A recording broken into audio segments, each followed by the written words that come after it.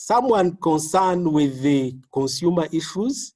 He's been on top of these consumer issues for a long time. And from 12:20, from midday to 12:20, we shall have discussants discussing what our speakers will have talked about. And we shall have our colleague Jean Irakabaho, and this is our friend from Rwanda. And then we shall have, yes, Jean, you are welcome. I can see him waving. How is it, Kigali? I hope Kigali is fine. Kigali is fine, but since yesterday evening, I'm in Karongi on a tea farm on the western province. Glad to see you. Me too, I'm happy to see you. Yes, and then we shall have Mr. Chariton Namwoza, who is the CEO of Nogamu. He will be coming in to discuss the issues, but maybe also tell us about what is currently happening at Nogamu. And then between 12:20 and 12:50, we shall have the Q&A session. And this is question and answer session, but also reactions which you colleagues will have come up with. And some of these questions could be put in the chat box, but there is also an option of raising your hand during the Q&A session, such that you can shoot your question, and then the keynote speaker and the speakers and the discussants, I'm sure they are very, very able people. They will be answering your questions between 12:20 and 12:50. And between 12:50 and 1 o'clock, we shall have a closing session. And we have invited our Vice Chancellor, Professor John Chrysostom Maviri, who will be coming to close the session. And this will be closure because it will be the end of all the three webinars. So, ladies and gentlemen, that is our short program. We want to keep it short because we know we have farmers here, we have marketeers here, we have consumers here, and all of us are very busy, so that we do not waste your time, because time is money. So, ladies and gentlemen, we are about to start. Those of you who are logging in, please log in quickly because we are soon starting with a keynote address. But before we start with a keynote address, I would like to request a volunteer from you people to give us a short prayer. One volunteer from the group, from the congregation, to give us a short prayer. Any volunteer, please?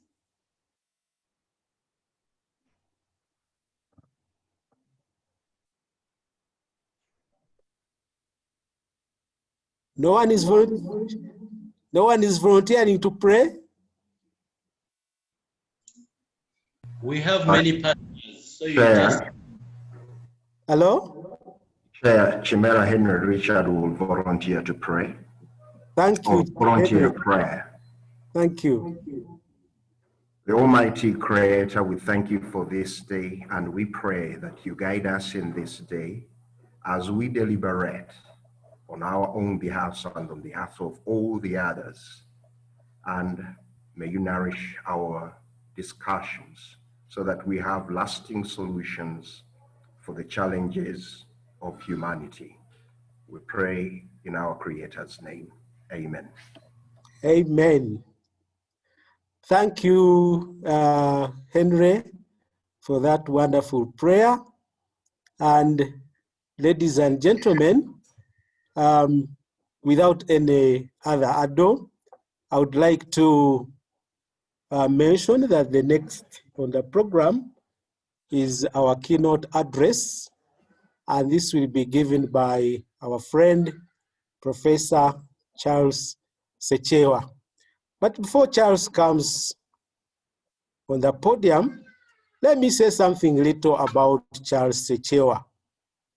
Charles Sechewa is a professor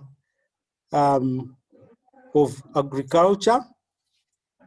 He has a PhD in horticulture, in biological sciences, specializing in horticulture.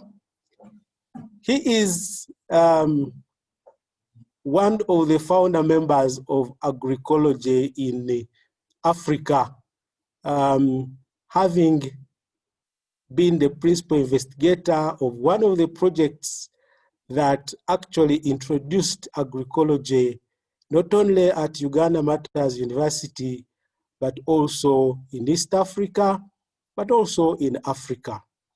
He has been on the forefront of organic agriculture. He's one of the founder members of short courses in which many people, even here in this congregation, went through. And this was organic training course at Uganda Martyrs University, which started way back in the early 2000s. And Charles Sechewa was the first dean of the Faculty of Agriculture at Uganda Martyrs University, where that training has been based up to date. Charles Sechewa is a professor and a lecturer. I mentioned that he has a PhD in agriculture, specializing in horticulture. He has been over everywhere in the organic structures. He's been the chair of Ecological Organic Agriculture Regional Steering Committee, and he's been one of the people, actually is one of the people that penned that project of Ecological Organic Agriculture Initiative. Charles Sechewa is organic inside and outside. And therefore, we are lucky to have such a very experienced man, such a well-trained man in organic agriculture, but also in agroecology, to give us a keynote address. Charles, we are glad to have you, and over to you now to give us the keynote address. I thank you. Yeah, thank you very much, Professor Julius Mwine, and I'm glad to give this presentation to all of you who are viewing and listening to us during this webinar 3. I will start by thanking Professor Mwine and Uganda Martyrs University and ACALISE for this great initiative. Indeed, this has made a huge impact on the organic sector in Uganda, in Africa, and in the world at large. Without wasting your time,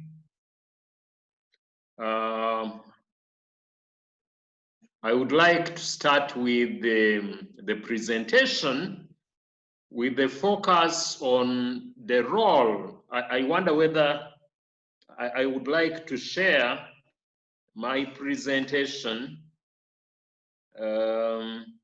Yeah, share screen, yeah. So I'm going to share the screen with you, and there it is. I hope you are viewing it, all of you. Hello?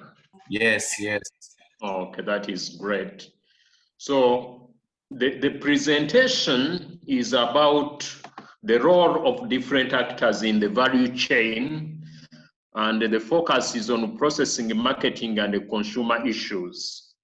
I will sort of give a very detailed but later on very focused presentation to you.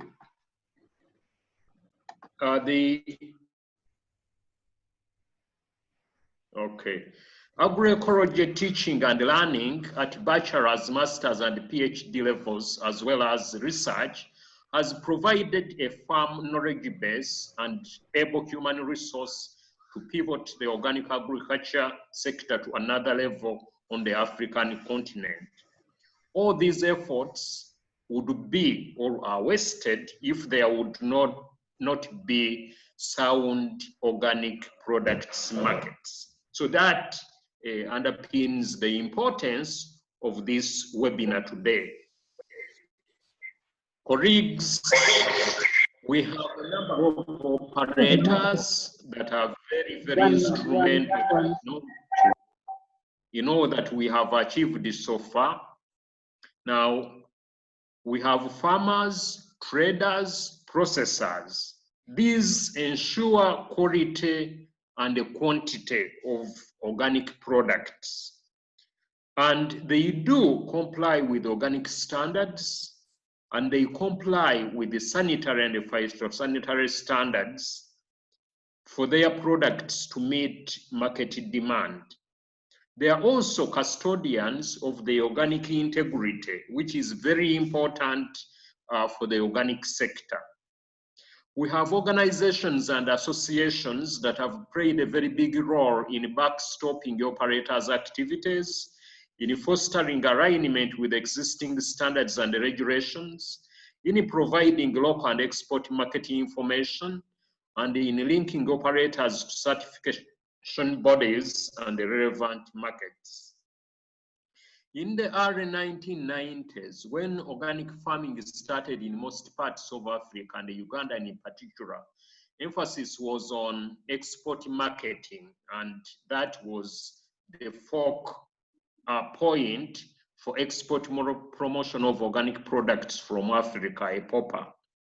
Now, in the same time, we had a decline after the project, the EPOPA especially ended, and those other projects that were supported by Danida, Trademark, and others went for again value addition and export marketing. And the reason why we had the decline at the end. Now, the poorly organized and invisible local market for organic products, in spite of high effective demand, it resulted. And we have had an uphill task to justify organic agriculture policy in Uganda in particular, but also in other parts of Africa, because of the overemphasis on the export market and reducing the visibility on the local market.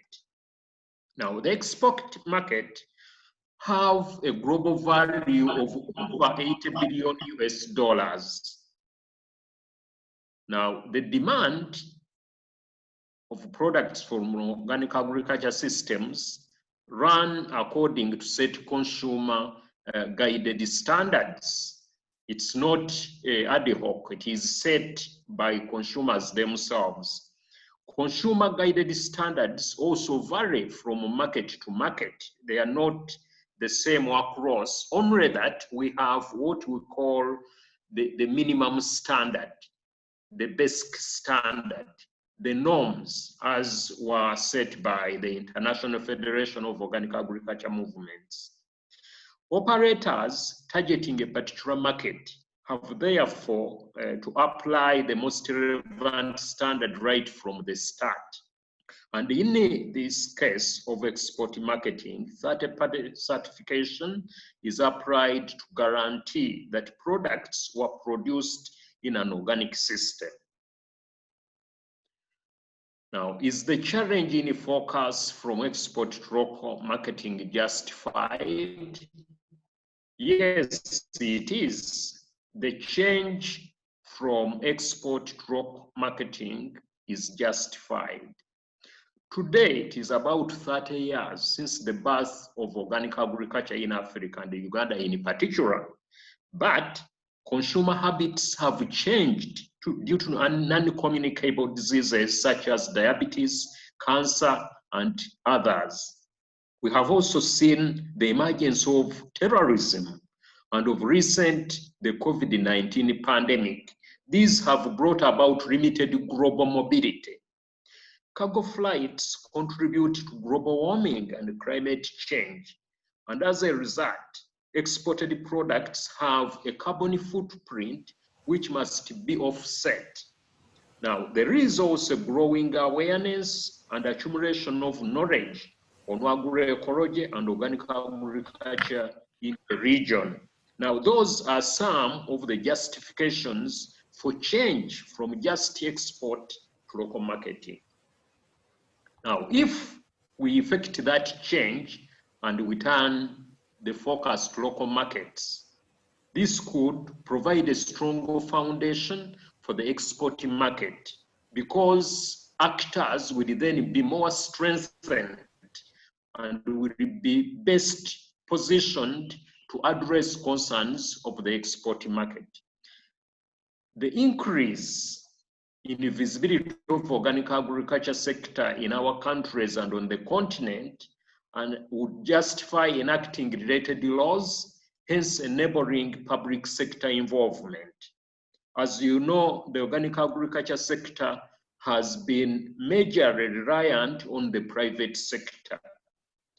Now, with increased visibility, it will become more or less a straightforward case for organic agriculture policies, and therefore pave way for the involvement of the public sector.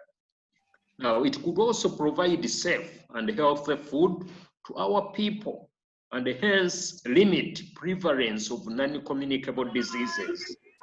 We all know that most of these non-communicable diseases are a result of poor feeding habits, sometimes deliberate, but sometimes it's because we lack the necessary health and safe foods in order to have sound health. Therefore, the change to local markets will provide us with safe and healthy food, and therefore upset the prevalence of non-communicable diseases. Above all, if we go more into emphasizing organic agriculture at the local market, many more actors will be involved, and this will lead to conservation of Africa, our home, for our children and their offsprings. And for that reason, we shall have a contribution to vibrant economy of the agriculture sector. In conclusion, members and the listeners and those viewing in this webinar, agriculture export market in Africa and Uganda in particular is still weak. Out of the over 80 billion global value of the organic agriculture market, Africa is not even among the top 10 beneficiaries, and over about 35.95 billion US dollars is taken by just the United States. So the export market has not stimulated enough production. The world has over 43.7 million hectares under organic agriculture in total, while Africa has only 1.3 million hectares, which is only 2.9% of the total agricultural land on the continent. Whereas Uganda has only about 240,197 hectares, if it has not reduced by now. And this makes only 1.7% of the total agricultural land in Uganda. Now that is quite very low in order for us to boost and make the organic agriculture sector very vibrant in Uganda and on the continent at large. So there is need to refocus our marketing strategy. And we have the following to recommend. There is need to develop the most suitable organic guarantee system, customized PGS, or even beyond for the local market. The innovation in that area is still broad. We don't have to limit ourselves to the box and only think about PGS and probably third-party certification and so on. We need to think out of the box. There is a need to increase the visibility of organic agriculture products on the local market. Currently, many consumers that would desire to consume organic agriculture products may not be able to find them on the market. So we need them to be visible such that all those that we create awareness to are able eventually to find these products. And this is not only in Uganda, it is an issue for the continent. We need to establish organized local organic agriculture marketing systems, because if we want the visibility of these products, the marketing system must be well set and must be well organized. We need to improve compliance with the international standards for export markets as based on strong lessons from local marketing. So that is also something important. As we emphasize local marketing, we should not then fall short of the need for the international export and the related standards. We should keep track of those as well. And we need to operationalize the organic agriculture policy in favor of growing a strong market for a sustainable organic agriculture sector. Often in African countries, very good policies are developed and they remain on shelf, not implemented. Even when there are efforts to implement them, implementers tend to underrate them and they do whatever they want as they want it, but not guided by policy. So in the case of organic agriculture, we should operationalize the organic agriculture policy to the latter. Now, in our case, we have come up with some actions as the Center for Ecosystems Research and Development to contribute towards achieving recommendations that I have made above. And these are the Ugandan organic agriculture system is still very loose, yes, not well visible, and mostly dependent on a fragile, inconsistent export marketing system, as I have presented above. Organic products have unexploited huge demand. The effective demand we have in our countries is enormous on the local market. And there is an enabling environment with the rapid change in consumer behavior in response to COVID-19 and even other non-communicable diseases. So let us build a strong local organic system by promoting our local certification and especially PGS for now. And let us promote our local standards as a foundation for best understanding and compliance with the international standards. Uganda and other African countries have their local standards, organic standards that were developed at some stage in development.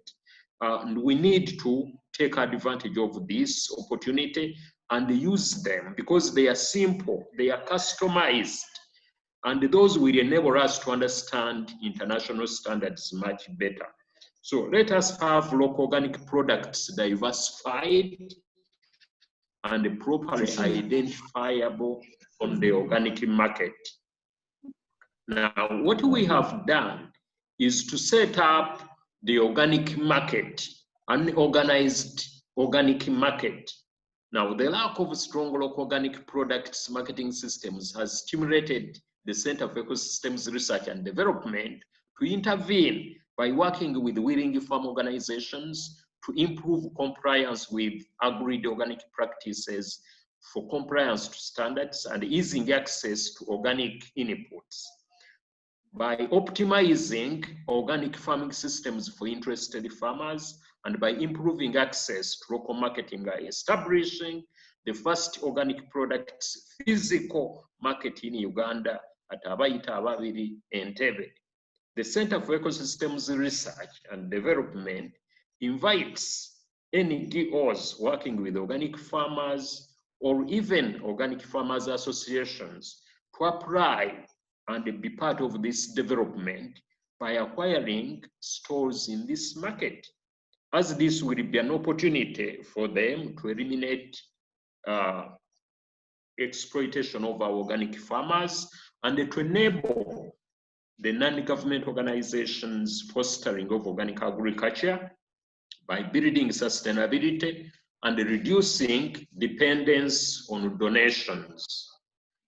If you want more information about this market, you can reach me on the WhatsApp, on email, or even Skype, as indicated on the screen.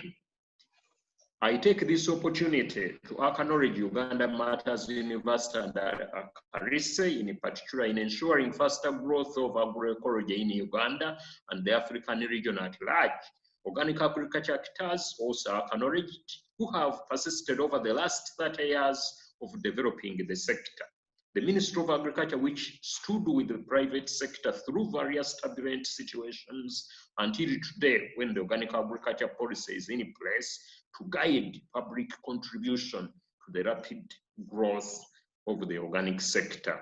And I also acknowledge others, our development partners that have stood with us, and also the African Union, and especially the Department for Rural Economy and Agriculture, DREA, that has played a very big role in ensuring first that we get a decision of the African Union by heads of state to have organic agriculture practiced in our countries. And also the support of SIDANKTA, the Danida Trademark Solidarity, SDC, the World Bank, GIZ, Biovision Trust, the French Embassy in Uganda, and you all actors that I have not mentioned, NGOs and associations. And I thank you so much, and I wish you good deliberations during this webinar so that we can take the organic agriculture sector forward by optimizing the performance of this value chain segment, the processing, the marketing, and all the related aspects of that segment. I thank you and wish you the best. Thank you very much.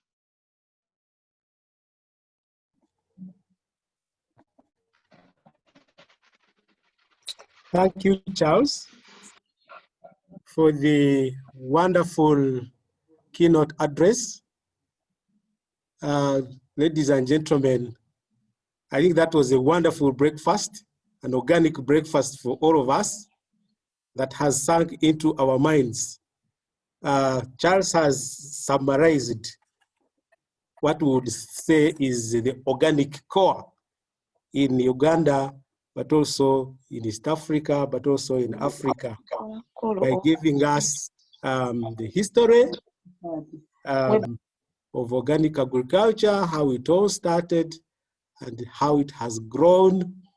And he has also given us some statistics of what is happening, but also made some recommendations of what should happen. And he has gone further to enlighten us on what he's doing himself as an individual and a company where he has interests. And we are all invited to be part and parcel of that initiative, which initiative I think has been lacking in Uganda. Maybe it is in other countries. We've not been having a particular organized organic market. And this will be a very good outlet for you friends who are farmers, but also the marketeers who want to market organic products. Thank you very much, Charles. And we hope you'll be with us. I saw your note that you will be away, but please, whoever you are, keep in touch, because I see some questions already coming. I'm sure many people will need to ask you a few questions and get a few clarifications as far as that initiative is concerned. Thank you very much. Colleagues, next on our program is one of our speakers. And our very first speaker will be a marketeer. And this is Irene Kugonza. Irene, are you with us? Hello, Irene? Hello, can you hear me? Yes, we can hear you, Irene. Thank you. Yes, we can hear you. I'm very sorry. My Wi-Fi is very bad. The connection is very bad, so I'm using the phone. I hope it sustains this call. Yes. I can't connect to the computer. I have internet troubles. Okay. But yeah, we can hear you, although we can't see you properly. Sorry, I'm on the phone now. The laptop failed. Yes, so okay. It's, can you see me now? Yes, now we can see you. Okay. Irene is a marketeer. She's been doing some marketing of organic products for some time. And here she brings in some experience in marketing. But also I know Irene as one person who has been doing some training in different areas in organic agriculture and helping young people to develop their marketing systems in organic agriculture. I'll not say so much about Irene. She'll speak for herself. And now she's welcome on the podium to tell us what she's doing and what can put food on our table, but also some cash in our pockets as far as marketing of organic products are concerned. Irene, you are welcome, and the floor is yours. Thank you, Doctor, for introducing me. I'm called Irene Kugonza. I formerly worked with the NOGAMO, the National Organic Agriculture Movement, until 2018 January, that I registered my company. I registered the company for trade in organic products. I first registered it in Japan, and then I came and registered it in Uganda, I think on the 19th of January 2018.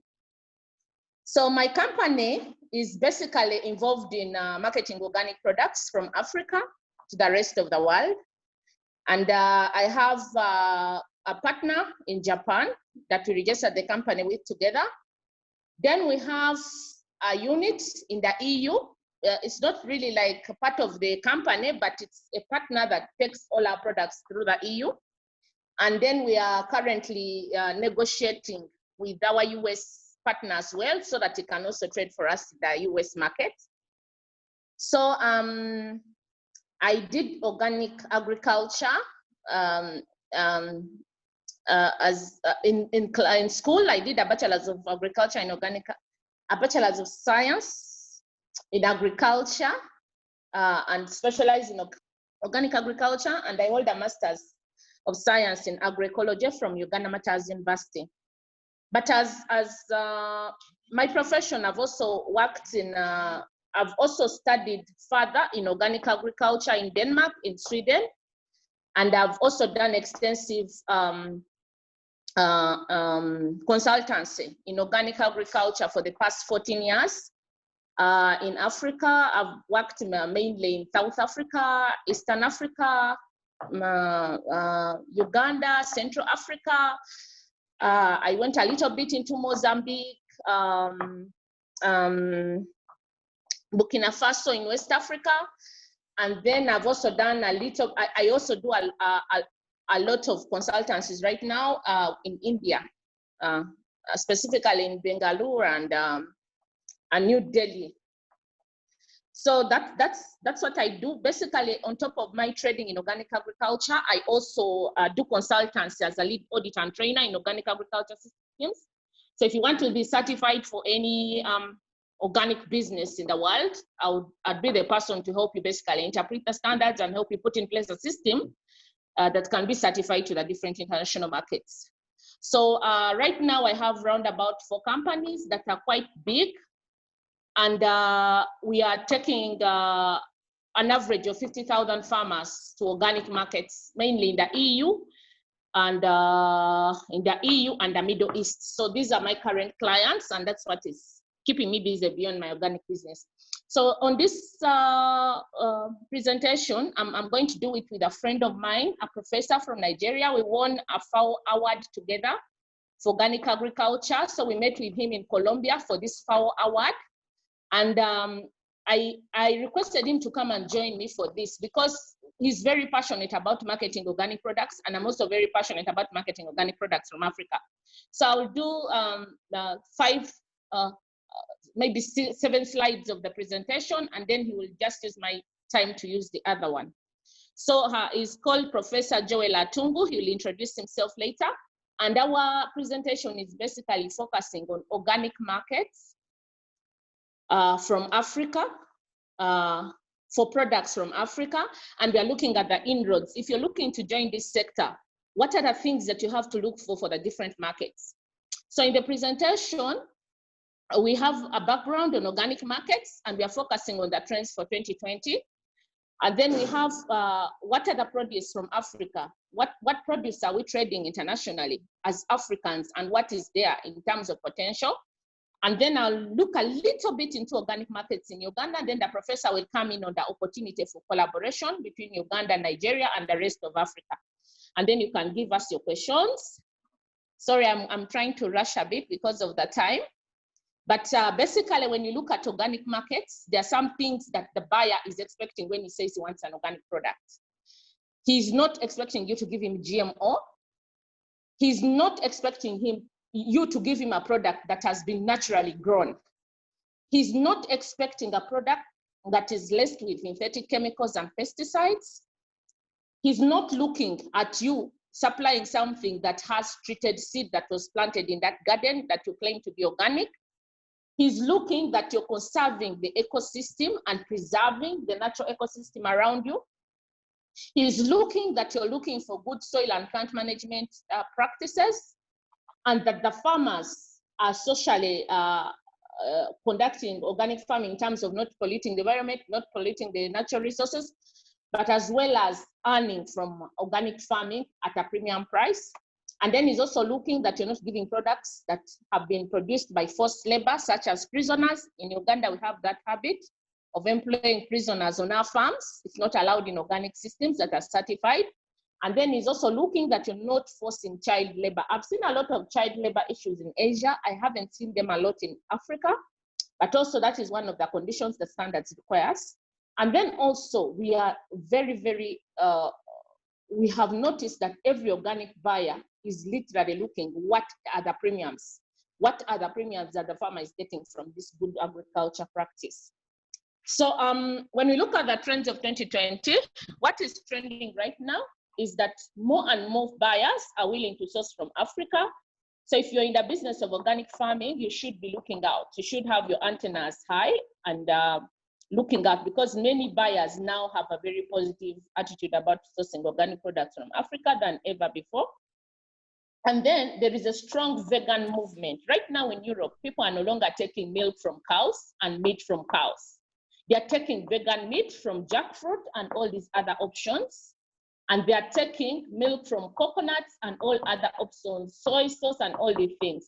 And when you taste this meat, when you taste milk, they are all very, very similar in taste to our meat and our milk down here and all other things. They're also looking for new products. They're looking for new research and value addition and product development.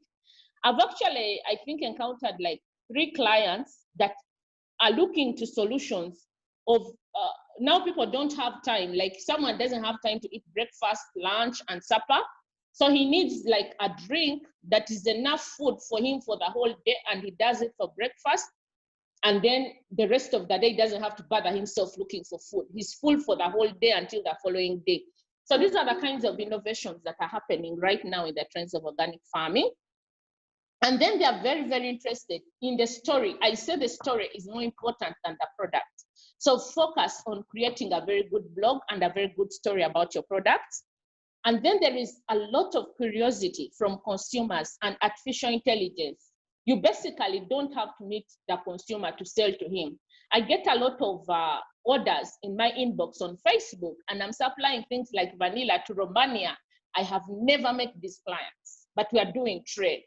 So you need to be international, and you need to go into artificial intelligence, because today's consumer is very curious. You're going to post a video of you pollinating your vanilla in your garden, and the following day you're going to get an inbox of someone ordering the vanilla and you're shipping it. So you have to be that open-minded. And then you have to have focus on quality, consistency, and have passion, because you will get noticed by what you can deliver. You'll get noticed by what you can deliver. So this is our first organic shop that we opened in Japan. It's right at the train station, at the metro. And we are promoting here dried fruit and dried coffee from, dried fruit and organic coffee from Uganda. It's doing very well. We sell online and we also sell physically from that shop. And that's basically our brand. Everything is in Japanese. I don't know if you can even read them. They're all in Japanese, if you can see the pictures. What has been our experience when you are trading in Japan? The first experience we've seen is that it's a very competitive market. It takes you a lot of effort to get to this market. So never compromise on the product quality and safety, because the Japanese are very sensitive to quality and safety. And then it has a very strict.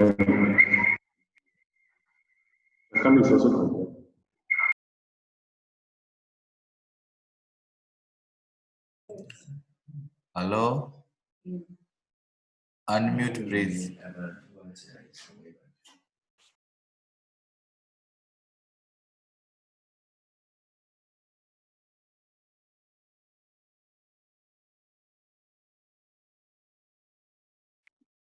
Can you hear me?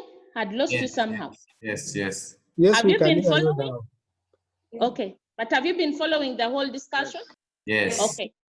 So now in Japan, everything that we import into the country has to be, you have to submit kind of like a self-regulation on safety, like a declaration on safety of your product through the Ministry of Agriculture, Animal Industries, and Fisheries. So this MAF ministry concentrates more on the safety of the Japanese person before even the trade aspects. So if you want to go to this market, you must be very, very good with your regulations and food safety, and you always must run mandatory tests and voluntarily submit them, because when you voluntarily submit these tests on every shipment of yours, then you have very good records with the Ministry of Agriculture, and it's very easy for you to trade organic in Japan. And then the Japanese client is very interested more in the story than even the product you're selling to them. So they like the African life, the Ugandan farm life. Every year they come for 3 months, and we host them for 3 months in Uganda, and they are literally walking the farms where we get these products. So they are very, very curious people, and they like the story. So you have to have a partnership that you're very, very transparent, and you're willing to partner with the client to promote your product. And then you cannot sell anything in Japan if you're not certified organic. So if you want to go to this market for organic, you must get the JUST certification for organic. It's very, very important. Or a certification for organic, otherwise you will not sell. Now in the EU, we have very interesting markets here. The EU is interesting in that it's not as competitive as Japan. It's actually easier to get into the EU than it is to get into Japan markets. It's a very easy organic market to access. And then it is the second most important destination for organic agriculture products from Africa after USA. It's the second most important market for us. So most of our products, if you're going to the EU, you'll find a lot of Ugandan organic products. I've seen them in Portugal, I've seen them in Germany, I've seen them in Austria, I've seen them in Sweden, I've seen them in Denmark, I've seen them in the UK. So it's very, very easy to see organic products from Africa and specifically Uganda in the EU compared to what I've seen in Japan. So it's easier for us to get there. And then they also require you to be certified to the EU regulation on organic agriculture for you to do business with them. And then they love that you're consistent, you have the right volume, you have the right price, you have the right quality, and that you are you are consistent in what you do. But their market is quite easy to access compared to the Japanese market. They are very reliable, they are easy, they are swift. So they are easy to attract because they have a lot of experience dealing with African organic producers. They are the world's leader in organic product innovation and variety. In what I've seen in terms of innovation and variety of organic products on display, the EU, I think, has the biggest in terms of, they are the leading, they have lots of innovations in that area.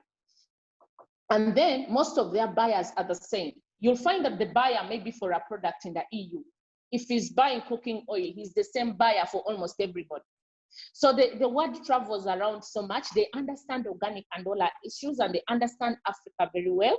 So you need to be very, very focused on quality and consistency because they understand the African region for sourcing organic very, very well. In the US, as I said, we are just starting there. We have not yet developed so much there, but we are getting there. And for you to sell in the EU, first of all, you have to have an agent, or you must be based in the USA because you require like an FDA number and an agent to pass through to sell your products. You must be certified to the National Organic Program, the regulation on the USDA regulation on organic agriculture.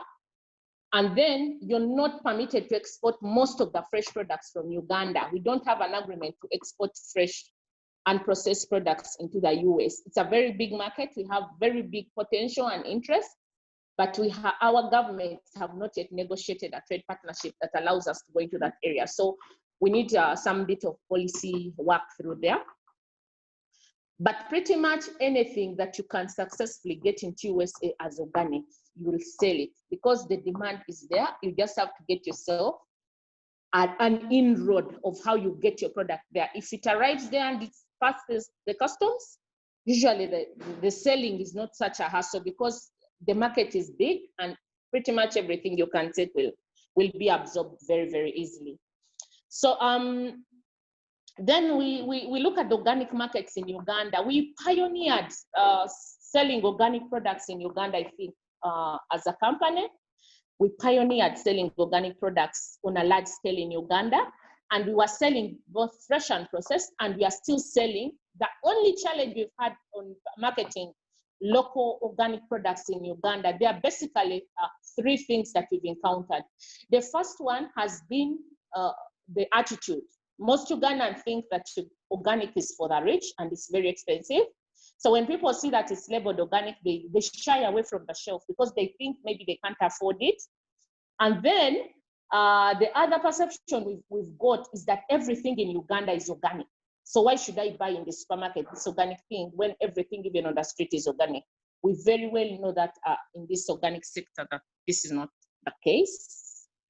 And then lastly, also, we have a lot of self-claim in this country. It's not yet regulated. They passed the policy last year in July for organic agriculture in Uganda, the government of Uganda. We are very grateful, but we have not yet seen the enforcement. Everybody on the street in Uganda sells organic.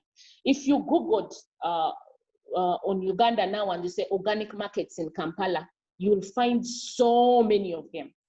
But when you actually walk most of them, they are not actually selling anything that's even organic. They're selling, I've seen some of them selling imported fruits from South Africa. I've seen some of them selling products that they're saying are organic. I think I met a Kenyan company that was selling peanut butter that they claimed was certified organic. And when I went through asking investigating the certification number and everything, they could not give me anything. And actually in the end, the lady confessed that they're not organic. It's just a self-claim.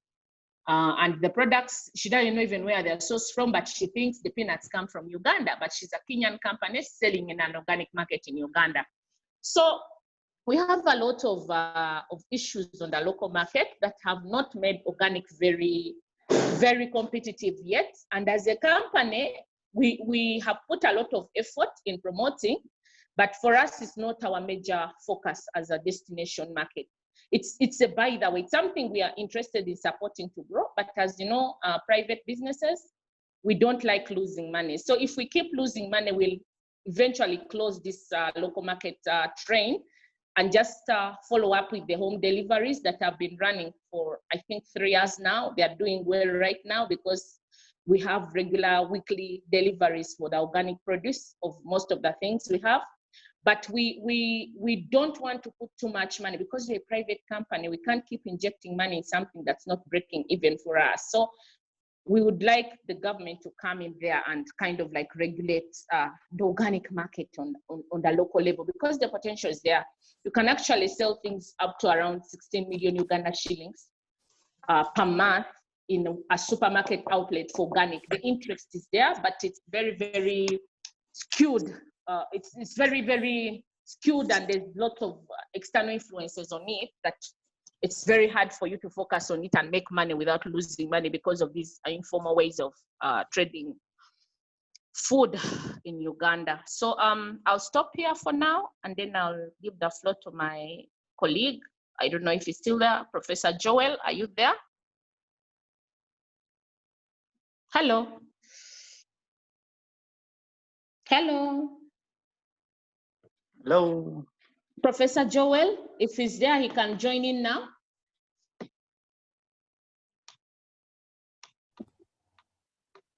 Is Joel around?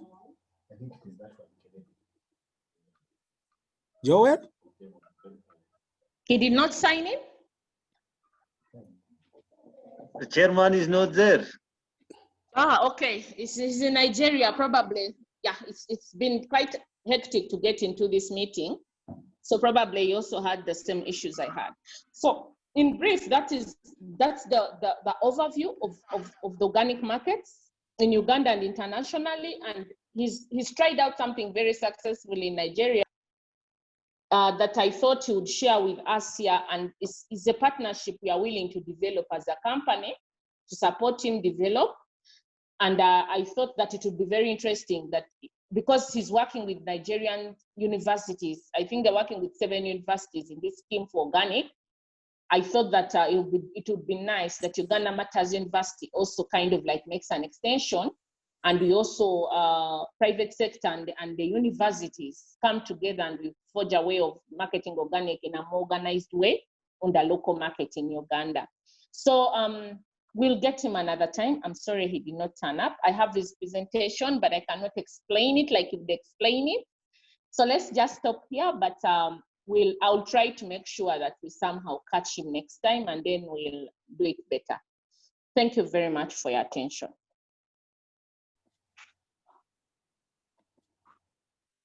Thank you, Irene, for that wonderful talk. We are sorry that our colleague could not join us, but we can keep some few minutes for him. When he's around, I think we shall allow him in to say something about what he's doing. As a university, we are interested because it's a partnership with universities, and therefore we are very interested, and he's welcome to discuss with us. But thank you very much. Irene has explained quite a lot about marketing, both local and international. And in the end, he has told us about some few challenges of marketing organic products, especially in Uganda, where everyone thinks that whatever is on the market is organic by default. And these are a few things we just need to understand, that by growing something without pesticides, or it's not a GMO, or it's not necessarily organic. So thank you, Irene, for that wonderful exposition. And please keep around, because I'm sure there are several questions that will come to you during the Q&A session. Thank you very much. You're welcome, Professor. Yes. Colleagues, ladies and gentlemen, our next speaker is our colleague, Henry Chimera. Richard. Richard, are you around? Yes, I am, Prof. Oh, glad to see you, Henry. And he's the gentleman who led us in a prayer. We want to thank you even for that.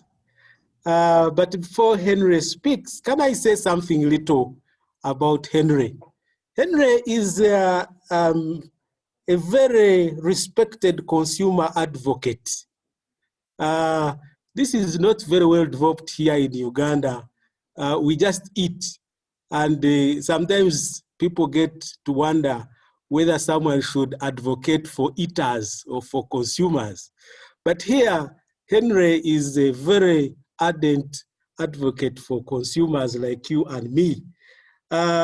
He has an educational background in administration, in marketing, communication, social responsibility, sustainability, and also development. He's a very versatile man.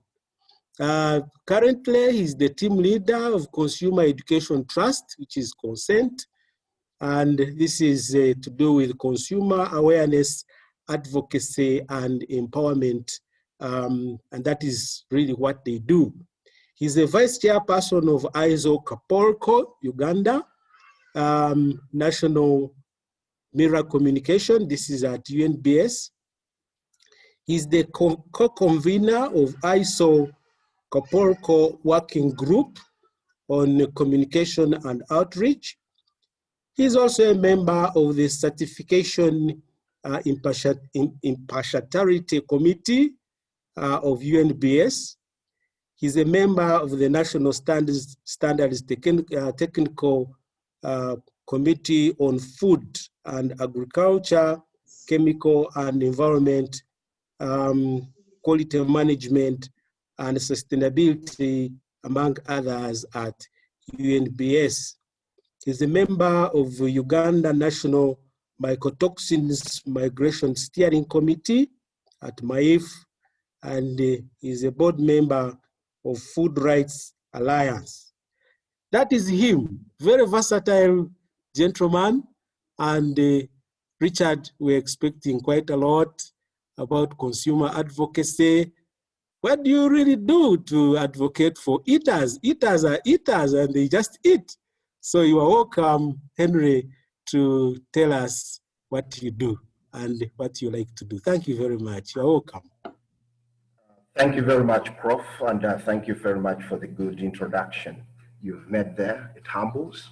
Colleagues, for quality and stability, now that you've seen a little bit of who I am and alive and clear, I request that I switch off the video so that you can get me audibly, and also we can have stability in the internet connection.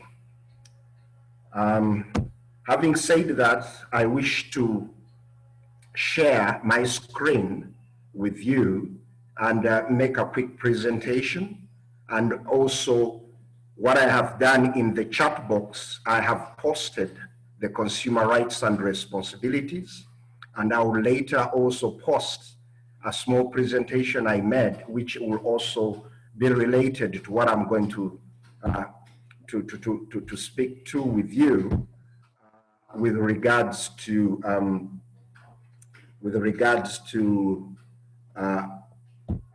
what I am sharing with you this morning. It will be on food safety and it will be on food safety and contaminants. You will receive that as I go on presenting. But this is work not yet finalized, but this is what I'm going to, I hope you can see my screen.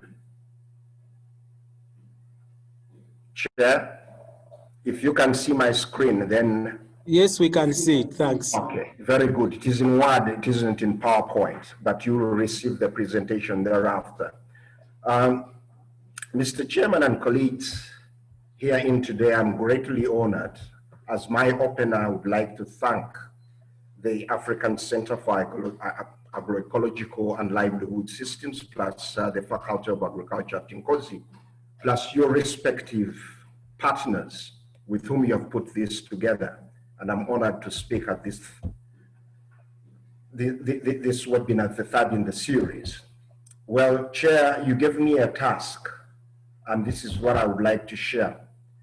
consumer rights and the right to quality food in the light of the new in the new normal guided by agroecology and organic practices, and also speak to the gaps that I see and what can be done, and then is quality food a reality, or can we employ agroecology stroke organic practices to speak to food and nutrition security? Mr. Chairman and colleagues, as a curtain riser, and my curtain riser will partly nibble on can we employ agroecology. Mr. Chairman, what I'm sharing with you, last year I was invited to talk about sustainable diets. And one of the preambles at that talk was, today, the world faces enormous challenges in nourishing its growing population while ensuring the health and sustainability of the planet, which is under severe environmental pressures.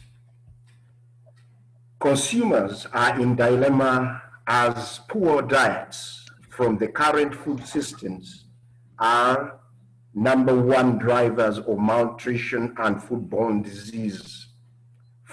diseases burden. Further, at the same time, the food systems are one of the most important drivers for climate change and major contributors to the decline of natural biodiversity, land degradation, water extraction, pollution, and transforming agriculture and food systems for healthier and sustainable diets will not only nourish us consumers, but it will also nourish the planet.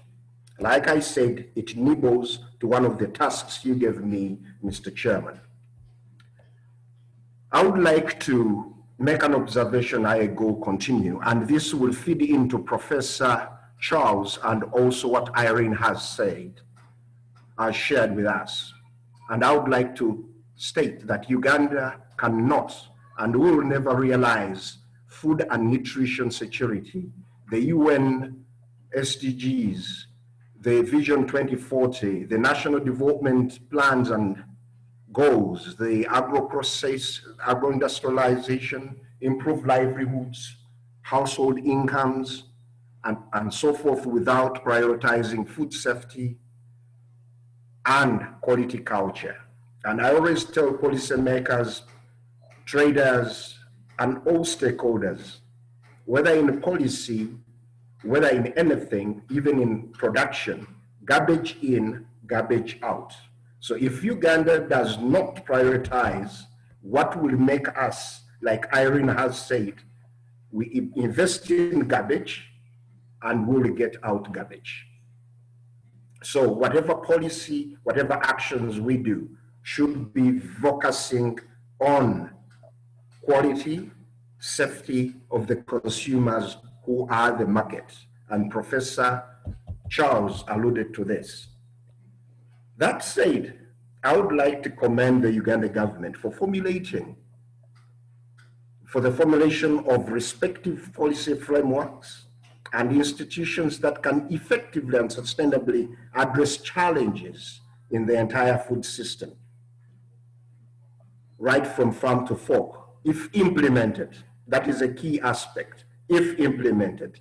Uganda has got over 1,000 food-related national regulations, standards, codes of practice, standard operating procedures, guidelines, laws, and policies.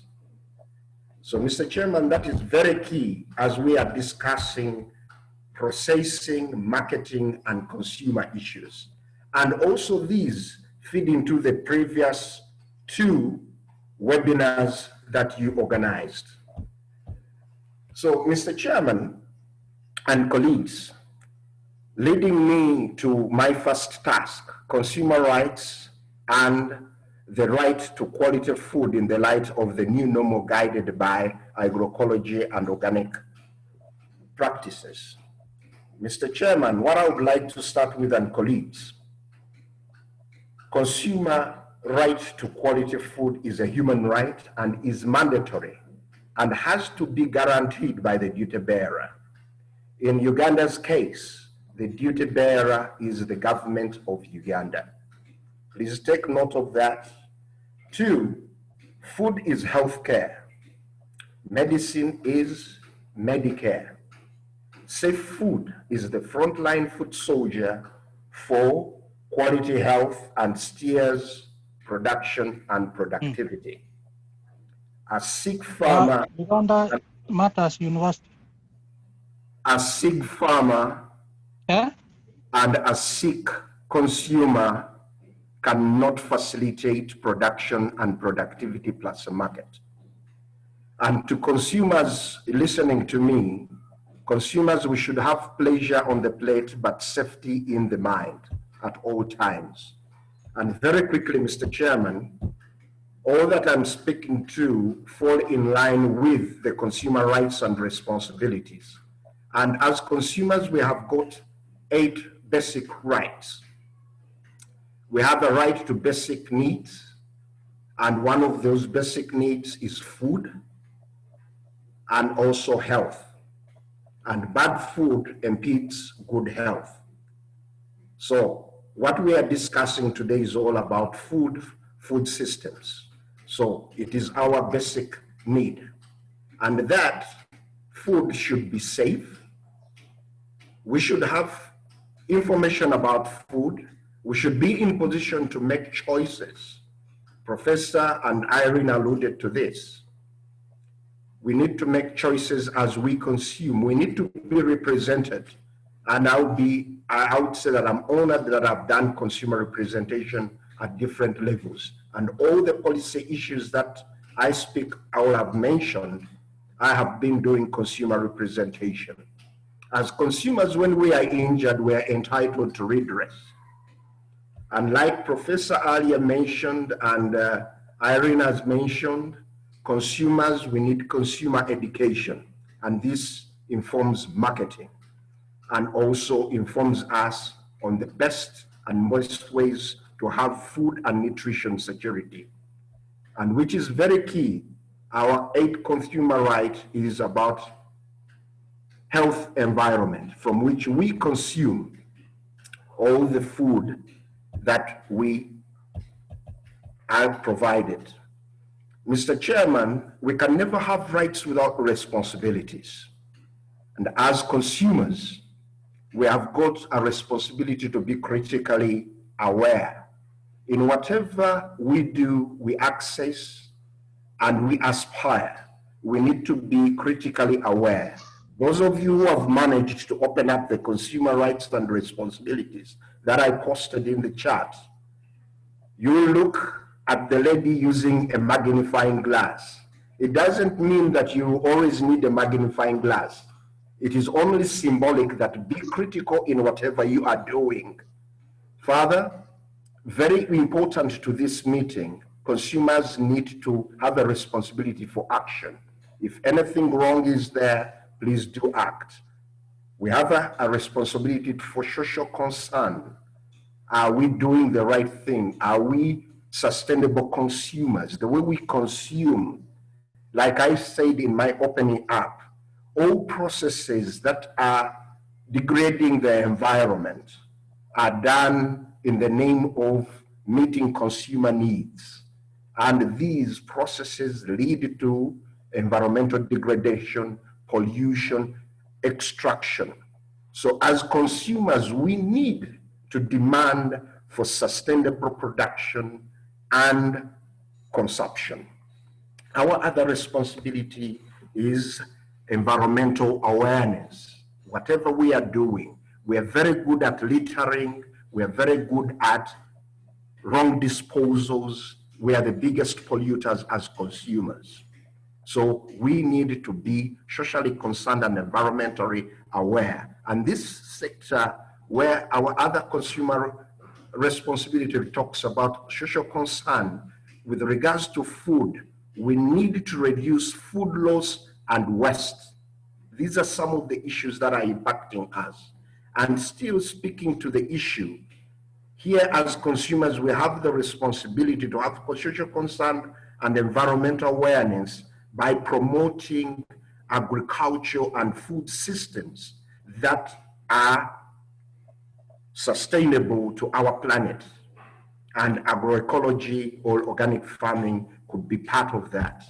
Further, consumers, we have a responsibility for solidarity. If there is a challenge on the market, we need to get together to make sure that whatever is impeding our right, responsibility, impeding the environment, if the food system isn't correct, we need to get together and we make it right. And this meeting is part of consumer solidarity, consumer responsibility, to speak and address and discuss issues that can help us to realize a good food system, which is in one way or another, and very key, agroecology. Mr. Chairman and colleagues, what are the gaps I see and what can be done? Review of the market. There are a lot of unscrupulous commercial practices that target and need to rethink on how effective consumer law is enforced, and the impact of the pandemic on our consumer rights is quite enormous. Some of the issues that I'm going to raise here were raised earlier. Food safety. You will appreciate that given the depression consumers are in, they are victims and take on and accept any kind of foodstuffs in donation, whether of good quality or poor quality. There is a challenge in limited inspection, enforcement, and surveillance on the respective foods that are on the market. And consumers being at the tail end, they think that whatever is on the market, that we have a duty bearer who employs the inspectors, the teams that do surveillance and enforce, that whatever they will find on the market will be safe, which is a myth and which is unfortunate. We have a lot of greenwash, misinforming and mislabeling information. There are increase of players offering goods and services to farmers, to consumers, as farmers as inputs, consumers as goods, as in organic goods, which Irene effectively put up and also Professor alluded to. And whose quality is questioned, and farmers and consumers, we are losing crops, animals, and we are facing health challenges, among others. There is a lot of food fraud, and it is on the increase, in particular with online purchase. Deliveries at times are found different from the order, and all they cause food challenges, and at times consumers we do not have where to report. So these are living examples which some of you have been victims who are listening to me. These I've just mentioned a few, but there are very many, which I didn't say earlier. Consumers includes us all, whether you're a professor, whether you're a president, a minister, and you're a business person, you are a consumer because you do not produce whatever you consume. So, Mr. Chairman and colleagues, what actions need to be taken to address some of these consumer challenges? The government of Uganda as a duty bearer should walk the talk by investing in operationalizing all policy, legal, and regulatory frameworks and strategies in relations to quality and food safety in the respective ministries, departments, and agencies to safeguard consumers and sustain the food system in Uganda. Make sustainable and tangible investments in the national food system to safeguard consumers in Uganda, to safeguard the Uganda brand Irene is promoting in Europe with others in Japan and so forth, plus the Ugandan economy. Mr. Chairman and colleagues, actions by food systems stakeholders.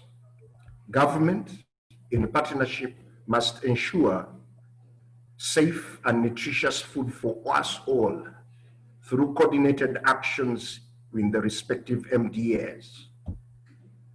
There should be, government should implement the existing regulatory framework. Professor alluded to this. We have got brilliant, effective policies, regulations, mandatory in fact, that we need to do. That will guarantee quality and safety in the food system value chains with regards to surveillance, investigations, inspections, testing, traceability, and tracking services and plus systems. They should invest in information generation, awareness, education, communication, research, training in the entire food system value chains. Further, enter strategic partnerships with public, private sector partners plus people to build capacities, empower food system value chain respective players. The stakeholders also should promote, to promote quality culture and food safety culture. Observe good agricultural practices, use correct plant protection products, address the abuses leading to chemical residues, contaminants, good hygiene practices, good handling practices, transportation, manufacturing and processing practices. This is a very key aspect where if we are promoting agro-industrialization, we find that we are using processing infrastructure that ends up also contaminating the foods that the consumers will consume. So food grade infrastructure needs to be taken on board. Good marketing practices. Mr. Chairman, I'm bringing it in from my background when we are developing standards and looking at challenges in certification. There is a lady who had an organic product. A product was tested and it was of good quality. After she packed it, it then failed. Unfortunately, it was due to the packaging material, which was not food grade, and cadmium migrated from the packaging material into the product. Before packaging, it was a good product, but after packaging, it was a bad product. So food grade packaging material is very key.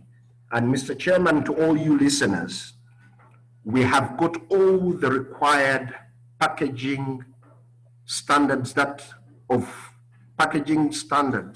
with regards to food and packaging that gets into contact with food. They are all on the national standards catalog. So we need to access them, use them. Further, Mr. Chairman and colleagues, food producers at all categories, small or family farmers, medium and large, at all levels, should grow the food safe by adopting and implementing good agricultural practices guided by professionals. Professor mentioned it earlier. Irene also mentioned it. She's training different players. Further, food businesses, entities and operators should ensure food processed and or marketed is safe by adopting, implementing, and complying with good handling, transportation, hygiene, processing, manufacturing practices as stipulated in respective regulations, standard codes, and certification requirements. Mr. Chairman, consumers, whatever the social class, we have got a right to safe, healthy, and nutritious food all the time. Consumers, as our responsibility, we should keep the food safe, we shouldn't waste it, and we should speak out. That is the action I told you. We should speak out if the food is unsafe. And lastly, as with regards to actions, Mr. Chairman and colleagues, government should prioritize quality and safety. As we consumers, we demand healthier foods. Our demand for healthier foods is on the increase. Having said that, Mr. Chairman and colleagues, is quality food a reality, or can we employ agroecology and organic practices to speak to food and nutrition security? I'll go back to what I mentioned earlier, Mr. Chairman. Food quality is a reality, and all avenues and systems that make it realized should be employed. And like I said, the consumer right to quality food is a human right. And the first guarantor for that is the government of Uganda. And like I also mentioned earlier, food quality is key and important. And food, like I said, food is a health care, and safe food is a front line, and should consumers. Now, to answer what you asked me, I would bring two crises. And I would say food safety is a time bomb. It is a burden in short, medium, and long term to the citizens' socio-economic welfare, business, national resource, the environment, and the economy. It affects production, productivity, health, trade, and the Uganda brand. Mr. Chairman and colleagues, the second crisis that why we need to bring in agroecology and other approaches, but in particular agroecology, the contamination, and one of the biggest contamination that I'll bring below is that contamination in the food system is alarming and worrying given the burden of foodborne diseases witnessed.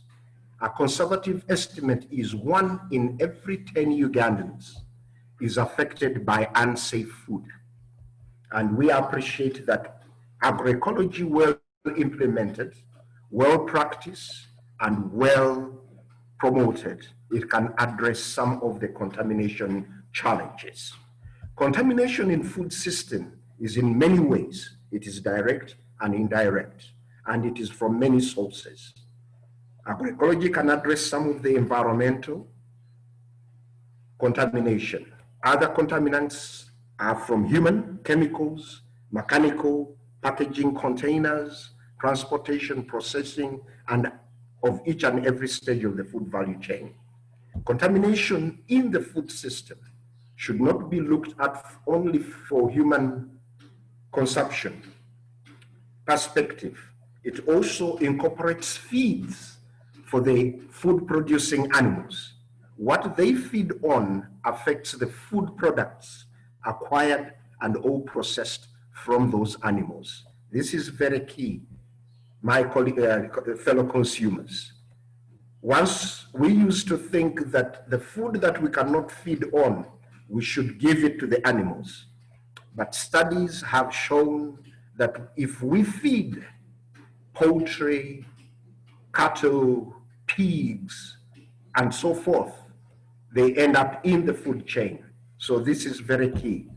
So the burden of foodborne disease disrupts consumers, our lives, livelihoods, and in particular the poor consumers. So food safety culture, in line with quality and standards, play an important role in mitigating the negative effects of unsafe food, and it brings everyone on board directly and all indirectly. So ladies and gentlemen, us all, we have a role to play. And if I go back to my curtain riser, Mr. Chairman and colleagues, the actions that we need to take to do, even if we adopt agroecology, given the unscrupulousness and the people saying that whatever they are putting on the market is organic, they mislabel it, the greenwash. We need to increase inspection. We need to get ourselves certified. This was mentioned by Professor earlier, visibility of agroecology produced foods need to have visibility. We also need a farmer-consumer linkages to help bring about, facilitate farmer production using good agricultural practices to address consumer issues. So, Mr. Chairman and colleagues, this is my small take on the task that I was given, looking at consumer rights, looking at the gaps, and justification for applying agroecological farming systems. So I think that the challenges we consumers are receiving, you and me, plus our children and present and future generations, agroecology can play a major role in helping the environment to be nourished, producing healthy foods with less contaminants, mainly with chemicals, even contaminants in soils, to make us sustainable and have a sustainable environment. So I would like to thank you very much for the opportunity to speak from a consumer perspective, but use my presentation, just wear my shoes and bring in all other challenges in our discussions to see to how best we consumers can turn around the tables, because we are the biggest economic grouping that fuels production, that fuels the economy, that fuels whatever is taking place. When we say no, we can turn it around. And I would like to end by saying, could you please join me with others that we do consumer advocacy to make government and other players listen to our voice. Without us, there is no economy that can run, there is no agriculture that can run, there is no system that can run. We are the biggest economic grouping that sustains whatever production goes on. So you and me, let's continue advocating. Thank you for listening to me. Thank you, Mr. Henry Richard Chimera, for that wonderful presentation. You know, as I said, I've always wondered why someone has to advocate for the consumers, because consumption is consumption. But this is a very, very important issue because concerning consumer issues.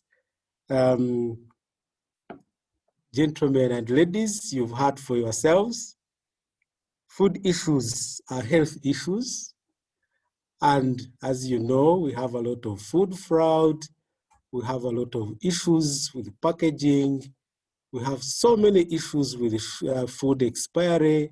So it is very, very, very important for someone to come up and advocate for doing things rightly if we are going to eat good and quality food. We have also seen from the presentation that we have the right, it's our right to make sure that we get food, and not just food, but quality food, nutritious food. So this is a very, very important topic, ladies and gentlemen. And I think if we are to discuss this, we could discuss the whole day, talking about food, the food quality, and all issues that are related to it. Thank you, Henry, for that wonderful exposition.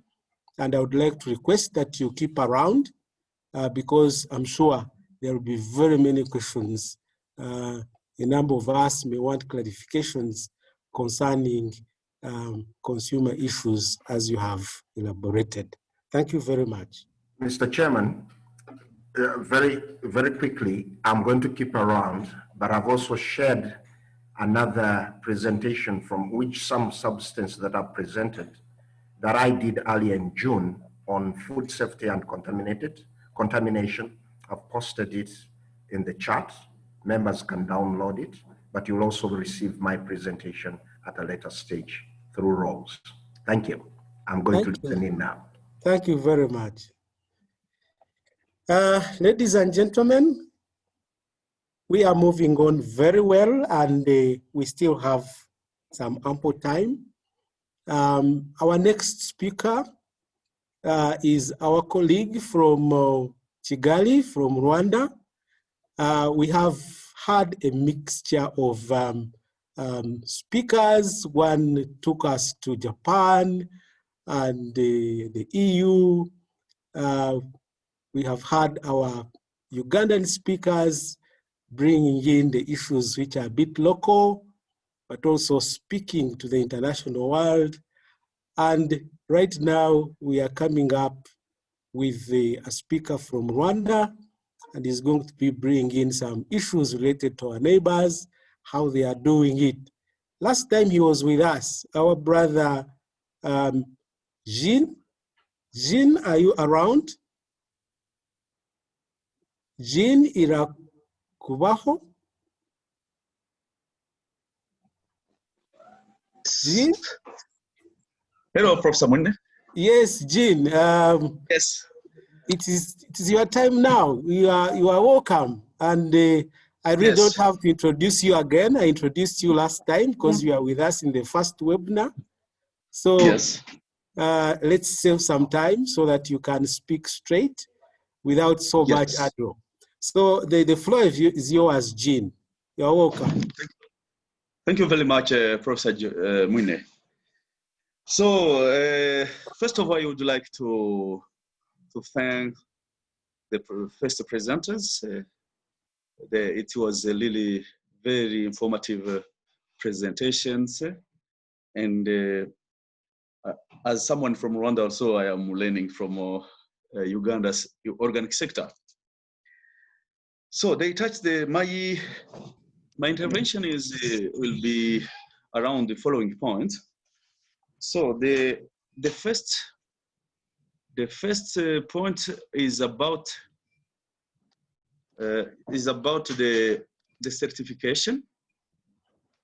There's the way we talked about quality assurance certification about national standard. And hello, are you hearing me? Yes, we are hearing, Jean. Okay, thank you. My point of view is that we still need to boost certification of organic produce, and in order to promote quick development of organic market for our organic production, we should look at the possibility of emphasizing on the implementation of East African organic standard with the Kilimo Hai mark. If there is some good development in the last 10 years, is that we, as East African countries, we had been reached a common East African organic standard. And we have already an organic mark. And every country had registered the East Africa organic mark in their respective countries, even in Rwanda. So it is important to see in the term of some regulation and harmonization of West African countries, how Kilimo Hai and East African organic standard can be given a priority. And this is linked with also GPS, participatory PGS, participatory guarantee systems of our small producers and the cooperatives for local and the East African market. With this Kilimo Hai, our production, organic production, can be promoted on a national market and the East African market, so that if we produce, for example, pineapple or vegetables from Rwanda, you can find it. Consumers can find it on the shelves of a supermarket in Nairobi or Kampala, and vice versa. So this needs to, according to my understanding, you need to give more priority to this. And concerning the consumers' awareness, thank you very much for the last presenter because of it is very informative and it is really very good move. In Rwanda, we still have a gap in terms of having advocacy awareness or an association of making advocacy for the right of consumers, organic consumers. This really have been learning from Uganda, and they will be I will be sharing with my colleague in the Rwanda Organic Agriculture Movement so that we can get this move happening. So, and my other point is that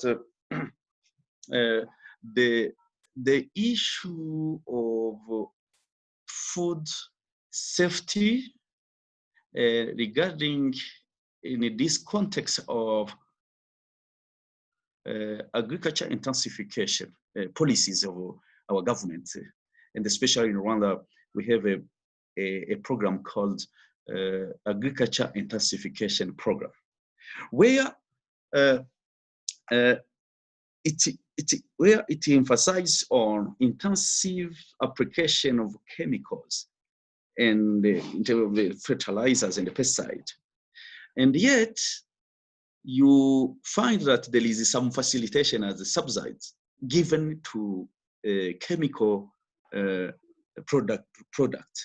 You find there is a program called the Ngunganile, is a Kenya Rwanda to I contribute to you.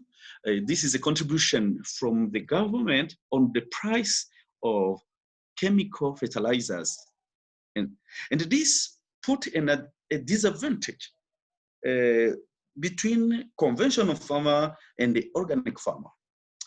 And thanks to ROAM, Rwanda Organic Agriculture Movement, who started making awareness and advocacy to the decision makers at political level. As you know, most of you may know, we don't have a organic agriculture policy in Rwanda. ROAMO, the Rwanda Organic Agriculture Movement, managed to get an MOU signed between the Rwanda Organic Agriculture Movement and the Ministry of Agriculture, so which is mainly emphasizing the fact that organic agriculture is in alignment with some government policies in terms of promoting export, in terms of biodiversity conservation. So it's a good move, but what we need to do, or what we need to ensure in our East African countries, thanks to Uganda, who managed to get, if I am not mistaken, you have already organic agriculture policy approved by the government authorities. So, but for others, it is necessary to see how we can have a common voice. A common voice how? We can they can do some meeting with at the level of East African Secretariat, East African Community Secretariat, so that we can our vision or the organic agriculture farming system can be recognized and put on the agenda, official agenda of our government agriculture policies. And my last point before maybe handing over the microphone or the floor is the need of research findings sharing. You can find that at Uganda Mata University, you have some research findings, some research done, which can help in Rwanda to put on a table of the minister of agriculture, saying, okay, this can work, and this can work, and farmers can benefit this, and there is also health very proven health benefits. So I am I'm looking for or advising for a more collaboration.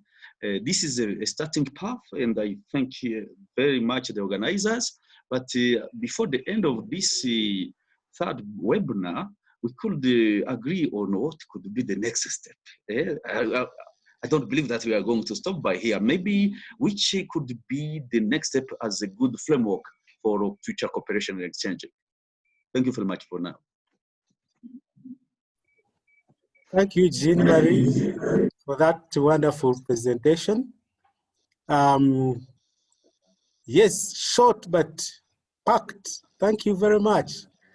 And You're welcome. we are aware that Rwanda has not reached that stage of the policy. Ours is not yet launched also. We cannot say a baby is born before it is actually out, but soon it will be born. But we can work with you. Of course, we've also worked with some other people to reach this level. We can actually work with you to ensure that you also reach that level. You are brothers and sisters across, I don't know across where, there's nothing even to cross to reach you. So we are one people and we can always work together. And the suggestion that we should not stop here, we should keep the conversation going is true. We are not going to stop here. The conversation will continue. We already have a YouTube channel. We have the 2 webinars already posted on YouTube. But we're also going to look for a way how we can continue this discussion and make it even international. We've had many international people gaining interest, and therefore that's a very, very good contribution that this should not end here, and we shall continue the discussion with time. So thank you, Jean. Keep with us. Thank you. I know you are on a farm right now, but keep with us. Yes, I will. Asking you a few questions here and there. Thank you. Yes. Our next speaker, ladies and gentlemen, is our colleague, Chariton Namwoza. Chariton, are you with us? I'm here, Prof. Oh, thank you. Thank you for being with us. Chariton is an old colleague and he's been with us in the organic fraternity. He also worked with Nogamu as a marketing officer, and therefore he's really in the right place. But right now, Chariton is the Chief Executive Officer of Nogamu. And he's been in different places. He's a farmer himself. He's a marketeer. Right now, he's the Chief Executive Officer of Nogamu. And therefore, he's one right person to becoming a discussant in this webinar. He has quite a lot to tell us. And we also want to hear what plans you have for Nogamu, the new Nogamu, because we all know what happened to Nogamu and it is resurrecting. And therefore want to hear your take on what you want to see Nogamu become in the near future. I will not take a lot of your time. I'd like you to get a lot of time and you discuss these issues, but also tell us what you think Nogamu should look like in the near future. Charlton, you are welcome. The floor is yours. First of all, Prof, and the rest of the participants, I'd like to register my sincere thanks and appreciation with you for the opportunity that you've given me, and of course Nogamu, to be part of this webinar, and most especially to be a discussant. I would like to give you a little bit of background of, how I come to be the CEO of Nogamu. And of course, Professor, you've already mentioned a few things about me, but I would like to share some more information with the participants, a little bit more about myself, and of course, where Nogam is, and of course I will dive into the issues that have been highlighted by the speakers. I worked with Nogamu from 2006 as the International Marketing Officer, where I was privileged to traverse more than half of the globe in search for, markets for Ugandan exporters and other exporters in Africa.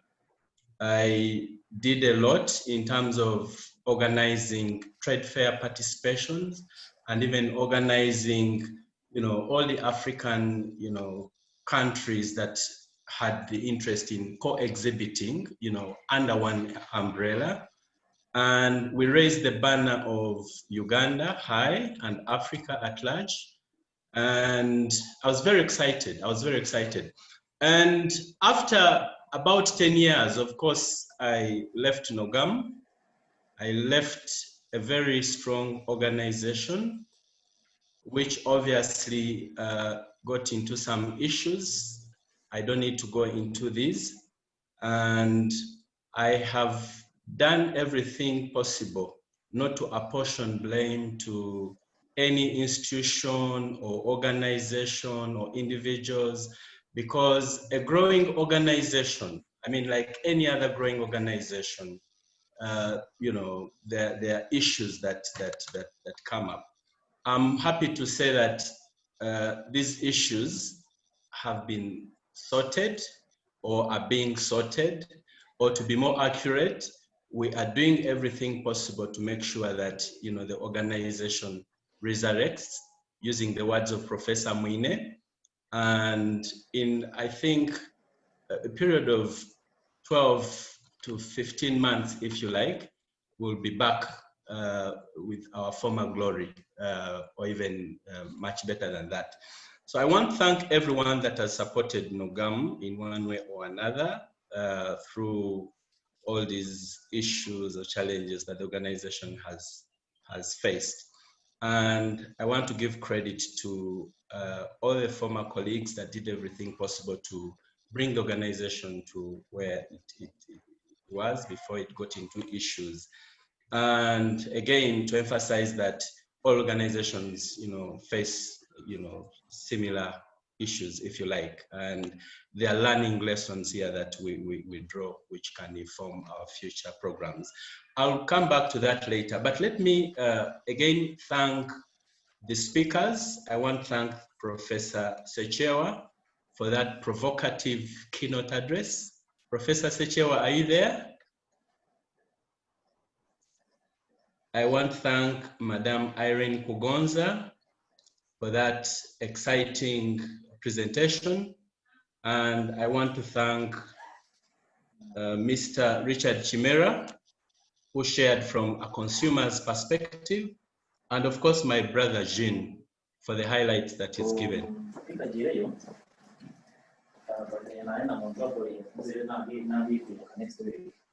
Now, listening to all these presentations, ladies and gentlemen, I capture a few points that I would like to highlight here. First and foremost, from the professor's presentation, it is very clear that the global market opportunities for organic products are enormous. The professor rightly highlighted the figures around, global organic sales, and he noted that the global market is about $80 billion in size. I checked the latest figures. It has actually exceeded $100 billion according to FIBO or IFORM. And I have also looked at other sources, other market research organizations. I have looked at many companies that sort of flash a torch into the future. Every source that you come across, every company that is trading in organics, every farmer that is involved in the export value chain is very optimistic that the demand is growing and it will continue to grow. Some sources even predict that by 2025, the global market will be over 200 billion US dollars, which is a huge, huge, huge, figure, looking at what is happening now. And of course, issues like COVID, of course, even make it much better, because there is a clear trend in the behavior of consumers, what drives their consumption trends. And Irene and the Professor Sechewa have rightly highlighted that, because of issues of food safety, and I think Richard Chimera also did that, food safety, environmental issues, social concerns are increasingly getting to the center of, most debates when it comes to what to choose and what not to choose. We are looking at a consumer in the international market who is empowered in many ways. Each time I go to the supermarket, even locally here, before I pick a yogurt or any product, I first look at the expiry date. But how many consumers in Uganda will actually pick a product and first look at the expiry date? When they get into issues, when their health is affected or what have you, that's when they remember to check some of these things. So in the global markets, the trends are very clear, but also one thing to note is that the consumer out there is empowered to choose what they want, and they know the issues that should define their consumption trends, issues of safety, issues of environmental issues, climate change, social concerns.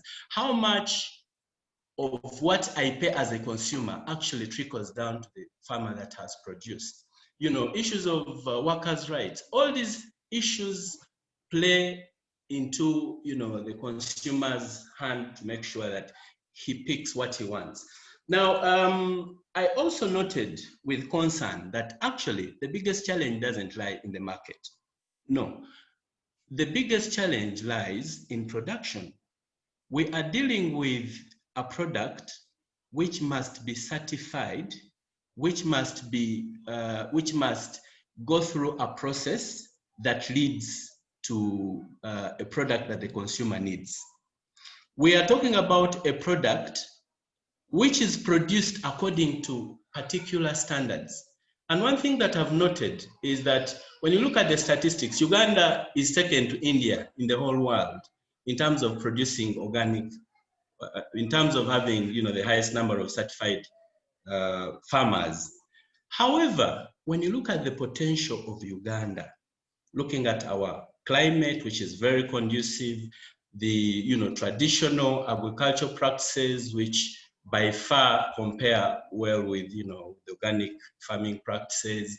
If you look at what we do as producers in this country, and which is why I think most of the consumers on the local market, as Irene said, have this attitude that everything that is produced in Uganda is organic.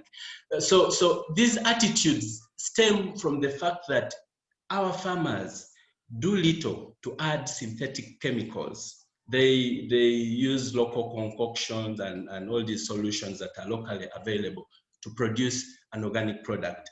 However, there is a clear gap in terms of helping this farmer to document his system, that is in the case of third party, or work with a fellow farmer and approach a market through a participatory guarantee system that will lead them to sell a product which the consumer will consider as authentic, as organic, as safe, as a product that meets their needs. So we need to address the gap that relates to the capacity of the farmer or producer to produce a certified product that should go to the market. The professor also highlighted the fact that we do not have exclusive organic outlets, physical markets. And I want to commend the professor for the initiative that he's taking to establish a market at Abaita Babiri. I believe that that should be one of them. We should now be thinking seriously about providing alternative market outlets for consumers that, first of all, might be informed, or consumers that can potentially be informed to pick an organic product instead of a product that is not. When you go to the local markets, go to Kalere, go to any other market, buy, say, Sentibali Kudembe, you clearly notice that some of these products, like tomatoes, are picked on a daily basis nearly by everyone. They are household items. But how many of these products are actually produced according to organic, standards? I will tell you that I have struggled to find an organic tomato, for instance. Passion fruit. The other day I was having a guided tour around one of the facilities for a new export company that is, that is going to be processing fruit pulp, passion, pineapple, mango in huge quantities. They have a capacity of about 5 metric tons per hour. And the market out there is waiting. But when it comes to the source of these raw materials, pineapples, passion fruit, mango, there are issues. And these are issues that we should now be focusing on, because in terms of potential, the potential is huge. In terms of the market being available, it is big and growing.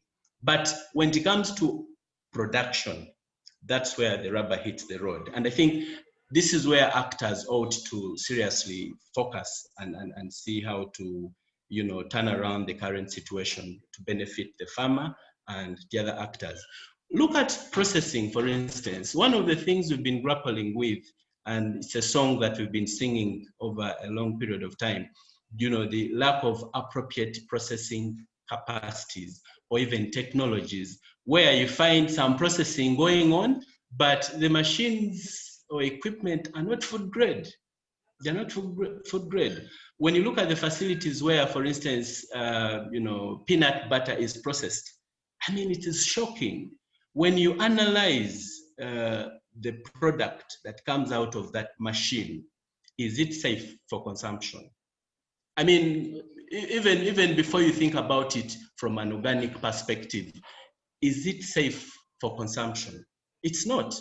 So these are issues that we have to look into. And I'm glad that finally, after a very long period of time, since 2004, the organic policy has now been approved. And for your information, if you're not aware, we're going to be launching it on the 29th of September, which is next week, at the Ministry of Agriculture. Of course, because of the COVID restrictions, only a few people are invited, but the rest are welcome to participate virtually. So the point is, now that we have a policy, can we do everything possible to regulate the market, to operationalize this policy and empower the consumer, so that when I go to a supermarket and the product is labeled organic, I should pick it without having any fears. Because as Irene rightly said, consumers are so excited about this word organic, but when you actually investigate, the product doesn't even come from any organic source. It's been adulterated, and people are just riding on this, on this demand to make money, because they know organic products are on demand. So when I label my product as organic, they will buy it, and I'll be rich. So that's what drives many of the traders that we have. The product has been produced organically, but along the way to the market, it's been adulterated. They mix what is considered as organic with something else, and it is sold under that buzzword, organic.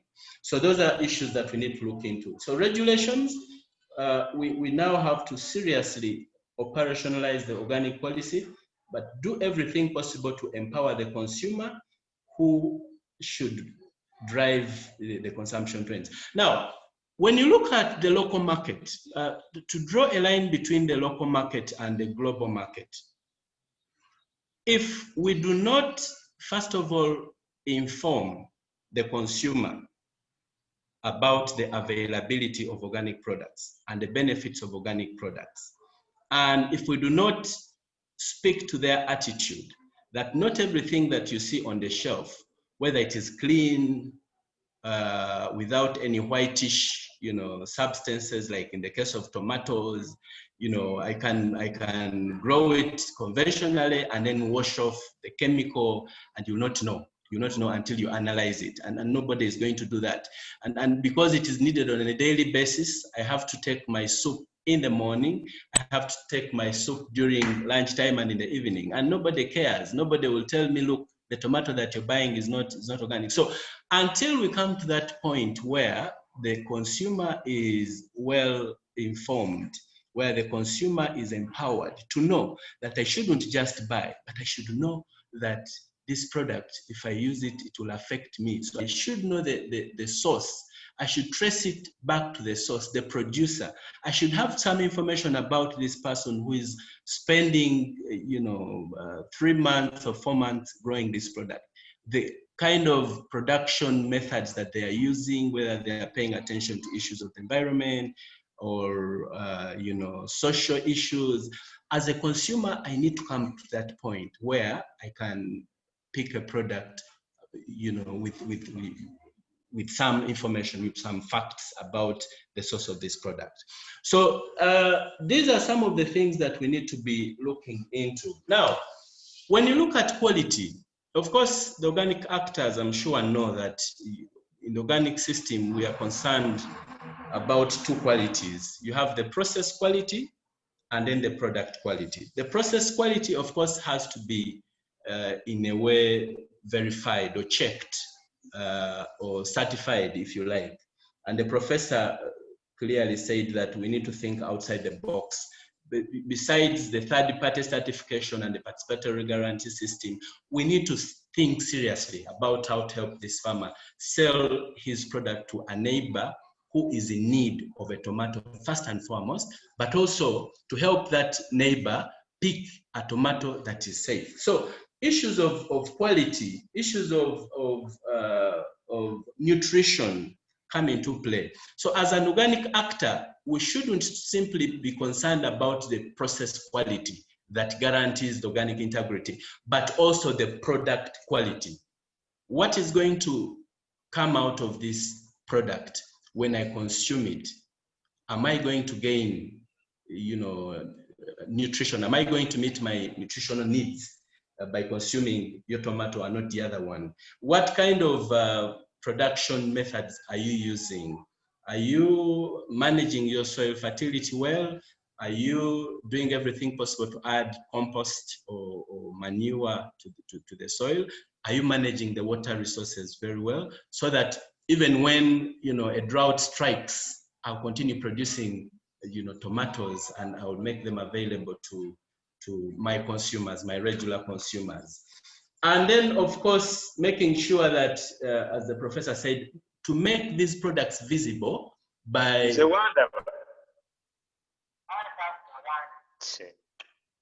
There is some interruption.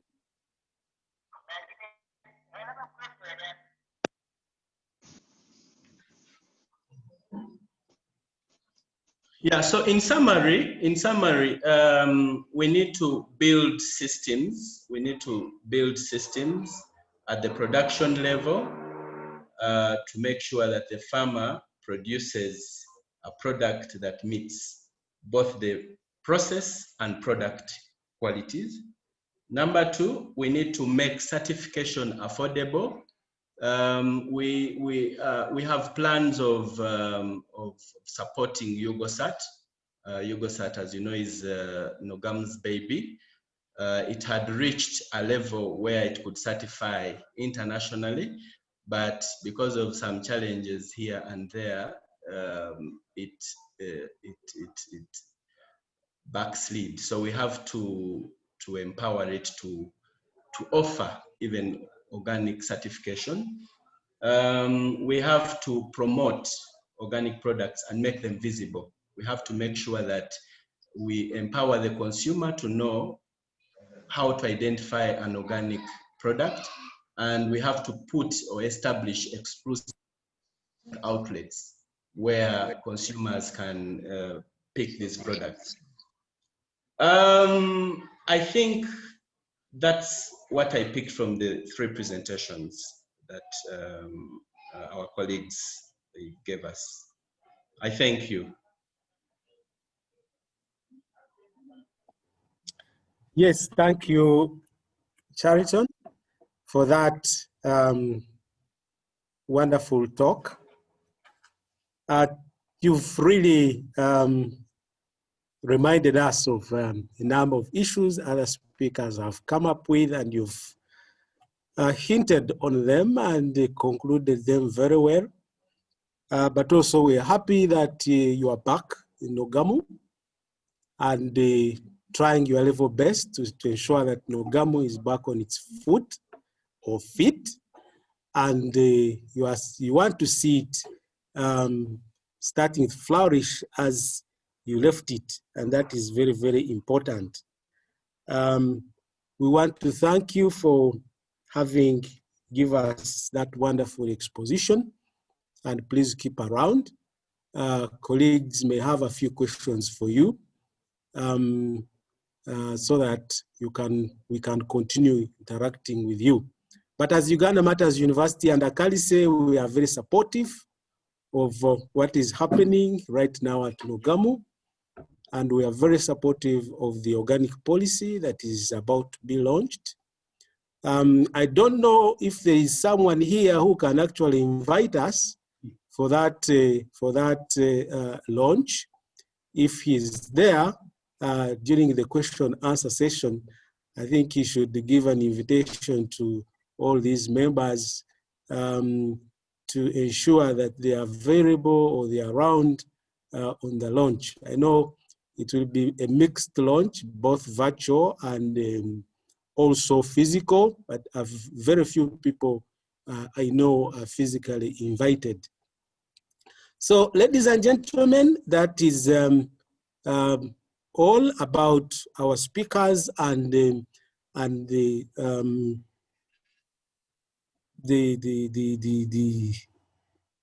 panelists. But we had a colleague who was not with us, a colleague of Kugonza, a partner of Irene Kugonza, is here around now, Professor Joel. Joel, are you around? If Joel is around, then maybe we can give him some 10 minutes to share what he wanted to share. Joel? Irene, is Joel communicating? He was on. I don't know how he got lost. Let me try to get him again. He has been on. Let me just see if I can catch him quickly.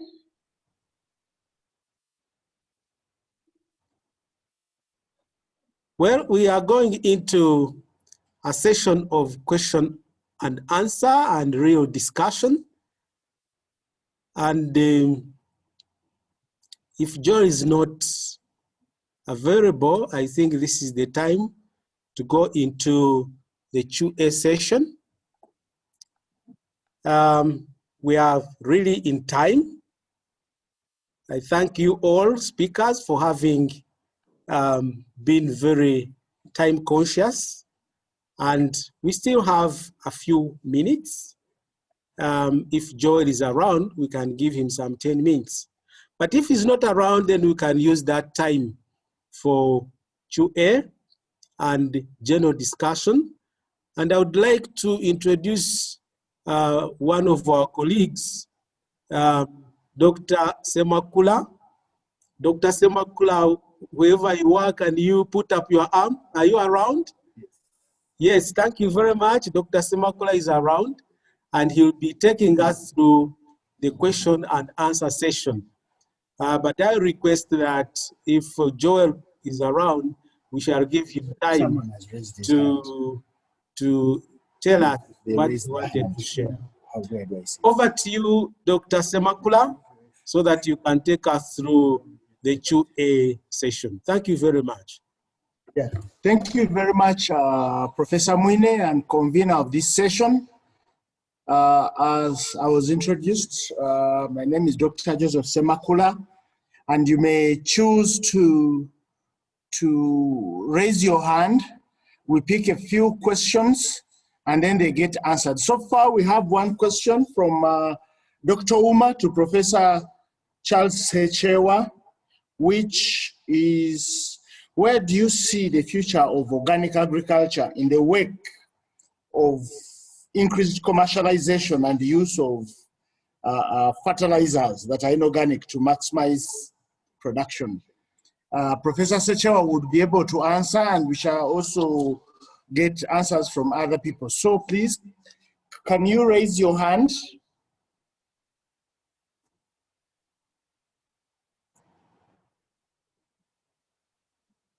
Or feel free to ask directly. Any questions, we'll take the first 5 and then they get answered.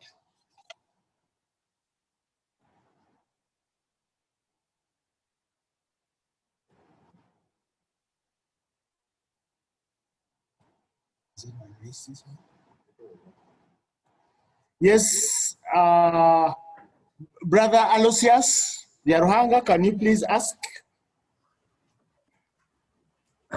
Thank you very much, the moderator. I'm not actually asking, I would like to make a contribution. Okay, please go ahead. Thank you very much. I would like to appreciate all the presentations and the discussions. What has been given has been pertinent to the issues we are discussing.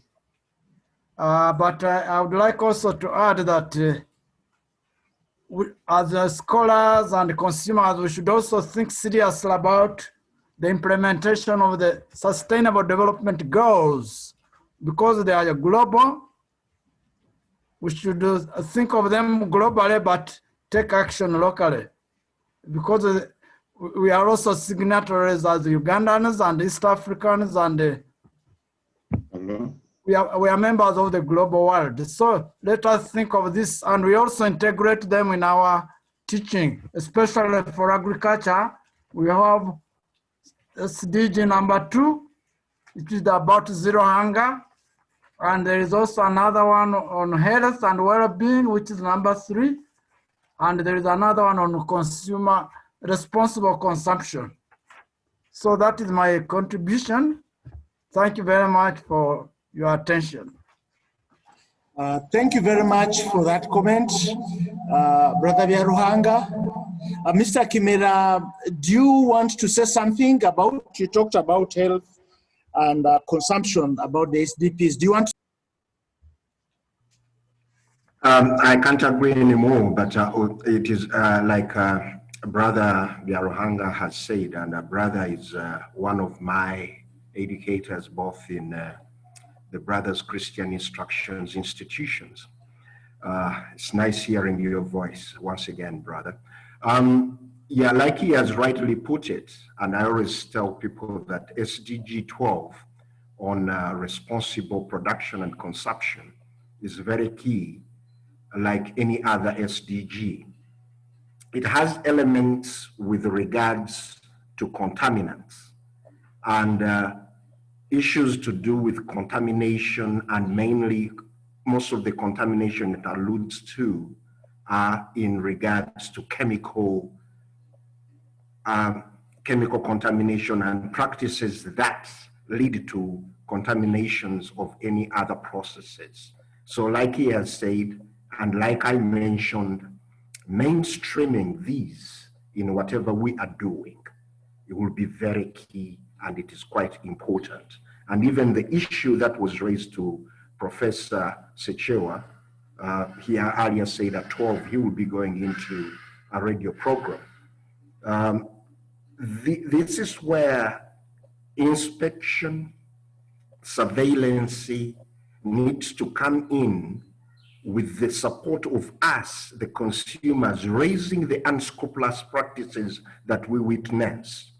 So people who defraud us by saying that this is organic, this is this, using chemicals, and whereas they say they are not using, if the systems are effective, they will address a number of these. So let's do the advocacy to make sure that enough resources are put in the competent authorities that are obligated to check, certify, and also enforce the respective standards.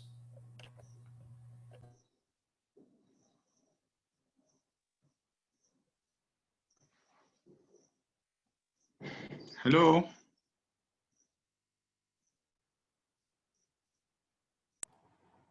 Hello. Hello. Can you Hello, hear me? this is Professor Atungu from Nigeria. Yes, please, go ahead. All right. I want to just appreciate this program. I was supposed to be talking with Irene, the marketer on the program. I actually want to share with us lessons from the Federal University of Agriculture, Abeokuta, and the Lagos State University in Lagos with respect to what we call Community Organic Board Scheme. I sent in some slides and I wouldn't know whether the host can put them for the participants to see.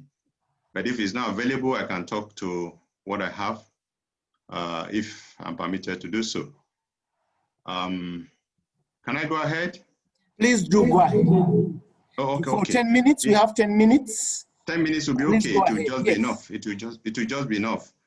Yes, I wonder around the need for the role education plays in food security as it is globally. In the particular period we are in, the global pandemic on coronavirus makes it even more important that people are well educated on what to eat and how to improve their immunity. And one of these areas is eating organic food. As a matter of fact, we appreciate the fact that your university has been on since 1993 and has several campuses across Uganda. We are also aware that the entire of Africa, including the sub-regional area that I come from in West Africa, is food insecure. The need for food security is quite very important, and organic agriculture contributes so much to this. Globally, organic agriculture sector is growing, and the East African, particularly Uganda, have played a very major role in this sector. But to note that there are so many interested consumers around us that still need to be prompted. They also need to have some level of awareness around what is available immediately in their community. Knowing that we have close to about 6,000 members of staff and students at your university, and the host university will require some level of consumer participation in guaranteeing a steady supply of organic food products. In this wise, we are proposing that your university, through Irene and other programs that you are already making very critical contributions, can also take advantage of this. Where am I going because of my time? Is that at the moment, the university staff goes to work and return home after a very long day work. And as they return home, their family is very important to them. And therefore, ensuring that they eat well is very important. Since 2004, the Federal University of Agriculture, Abeokuta in Nigeria, had led the movement formally of organic agriculture in Nigeria through what we call OAPTIN. From that OAPTIN, we had no one came up in the University of Ibadan. And from the participation of the two very important movements in Nigeria, we also entrenched what we call ecological organic agriculture. I'm aware that the Faculty of Agriculture in your university has a program in ecological organic agriculture. What do we do in trying to ensure that people have steady availability of organic food around the campus?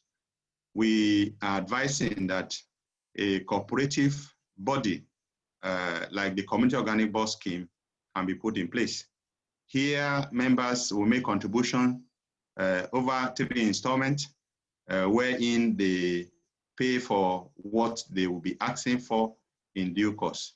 For us in Nigeria, what we have done is to operate our organic farm.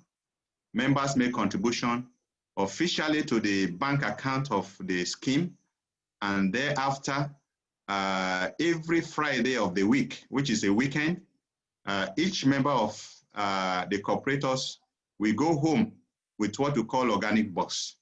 The organic box contains so many organic, nourish, and fresh food, including crop produce, livestock produce, and all of them.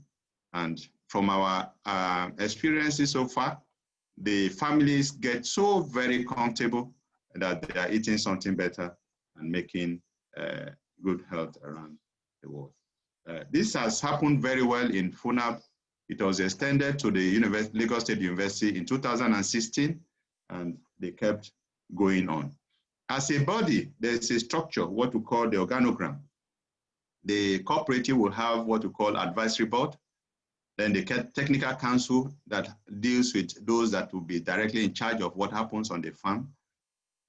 Then we'll have the farm supervisors that will manage or monitor the farm labor that are hired on a very economic rate. And then we have also a link with what we call associate or contract farmers, like those who are growing what we are not growing around the community that are certified organic. And these are made available into the boxes between 10 a.m. and 12 noon every Friday. And then each member picks his box and take home. Of course, the advantage of this scheme is that we also open our doors to those who are from the community around the university. We also open our doors to training of interns, training students who probably have read agriculture or related courses and want to just have that experience and skills. So we train them on our plot and also ensure that we sell part of our produce to people who are not members. And of course, one critical aspect of it is that we have what we call open day, when anybody in the community can come in, have a very free produce to take away and enjoy on that very day. And there's what we call health talks, environmental consultation, and all that goes on. Now, in trying to propose this for your university, what I call UMO Corps operation, you need to mobilize your members. If they agree with you, they will register with the body, you elect your officers, and after electing your officers, you also set up your advisory board, your technical council, to determine what crops to grow, depending on the survey that are carried out from members of the university community. And make sure that every Friday or much more regular time as determined by the members of the cooperative, you give the produce to them. Of course, you must have monthly meetings and also have annual general meeting to determine what you should do the next year. I have some pictures of how we deliver the community board scheme. Students are involved in carrying to offices for members. I have beautiful pictures on that slide there. These are ready for pickup, and students that are involved in picking up are there. Then there's another important one for the flash that you just taken away, that once in a while, we can also give a courtesy that is given to somebody free, a very important officer in the university, a vice chancellor or a deputy vice chancellor or a dean of a faculty. And that has also won a lot of people joining the board scheme. Ladies and gentlemen, just to say by conclusion that in our own point, we have been successful with this. The membership has been growing and we're expanding to several other countries. And we hope that your university will also take advantage of it to be a spearheading this in East Africa.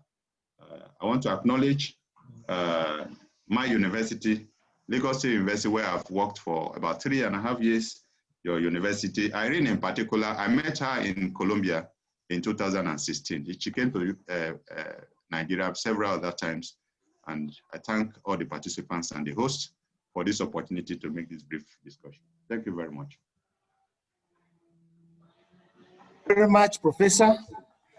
It has been really comprehensive. Later, I should ask the Dean, Dr. Sekandi, to comment, because you commented that we have a course in ecological agriculture. Yes, we do have a course for organic agriculture, right from certificate up to PhD.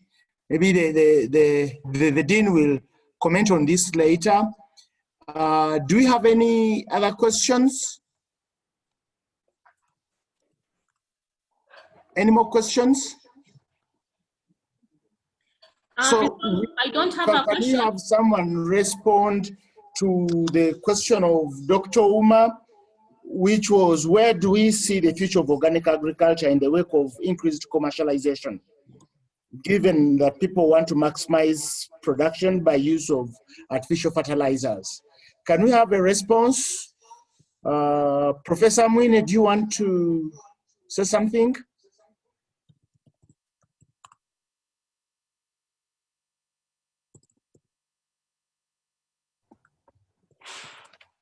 Thank you, colleagues, for all we have said. I think that is a very, very important question. There is quite a lot of talk everywhere that you cannot grow anything without synthetics. And we believers in organic agriculture and agroecology know that that is wrong. And just don't say we know, we also have practiced it. And we know that you can grow everything without synthetics and without even GMOs, and following the regulations of organic agriculture and agroecology. Therefore, it is also not true that everyone is now advocating for synthetic fertilizers. It is true that there is a time when people believe that without synthetic fertilizers, you cannot grow anything. But we are seeing many, many countries advocating for 100% being organic in their countries. We've seen Denmark. Denmark is saying we want to be 100% organic, I think by the end of next year. India is doing the same. Statistics show that they're about 60% organic, or around that figure, and many other countries. How are they doing it? How does a country become 100% organic without using synthetic fertilizers? Ladies and gentlemen, there are several alternatives of late. And although we failed to get someone to talk about organic fertilizers in this webinar, we are aware that there are a number of organically accepted fertilizers on the market. Apart from our natural humus, the farmyard manure, the compost manure, and others which are organically accepted, there are those fertilizers that are now accepted in organic agriculture. Maybe my colleagues in the production sector can also add, but that shows that organic agriculture is no longer a trade for small-scale farmers, since they are acceptable fertilizers. Even medium-scale and large-scale farmers can take up organic agriculture utilizing these acceptable organic fertilizers. So it's not really true that everyone is advocating for synthetic fertilizers. After all, in the third world, many people cannot afford them. And that is why it is easier to practice organic agriculture in Africa and in Asia because many people cannot afford the synthetics and they go back to Mother Nature with the provision of inputs. So for now, I'll stop here. If there's someone who wants to add, please do.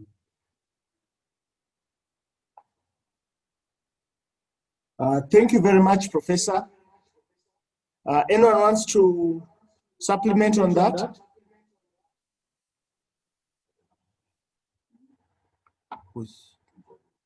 So, Mr. Richard or Dr. Uma? Yes, I'm sorry if what I'm going to raise has been looked at. I was attending another meeting also. But I wanted to bring in the aspect of arguing it from the point of view of a consumer. I have a very big challenge at the moment where the family, the children are used to eating these fresh sort of foods, things like tomatoes, things like cabbage in raw form. Now, often when we go to the market, there is that white substance, especially on the tomatoes. What would be, from the point of view of the professionals in that particular area, what would be your take on that aspect of, I know they use them to preserve. What advice would you give to a consumer like me who goes to the market and buy, and in most cases, actually somebody told me that the better they look, the more chemicals in them. And some of them you see, literally you see the white stuff on the tomato that you are going to taking home, and people want to eat it when it's in raw form. Any advice from the professionals? Thank you very much, Dr. Uma.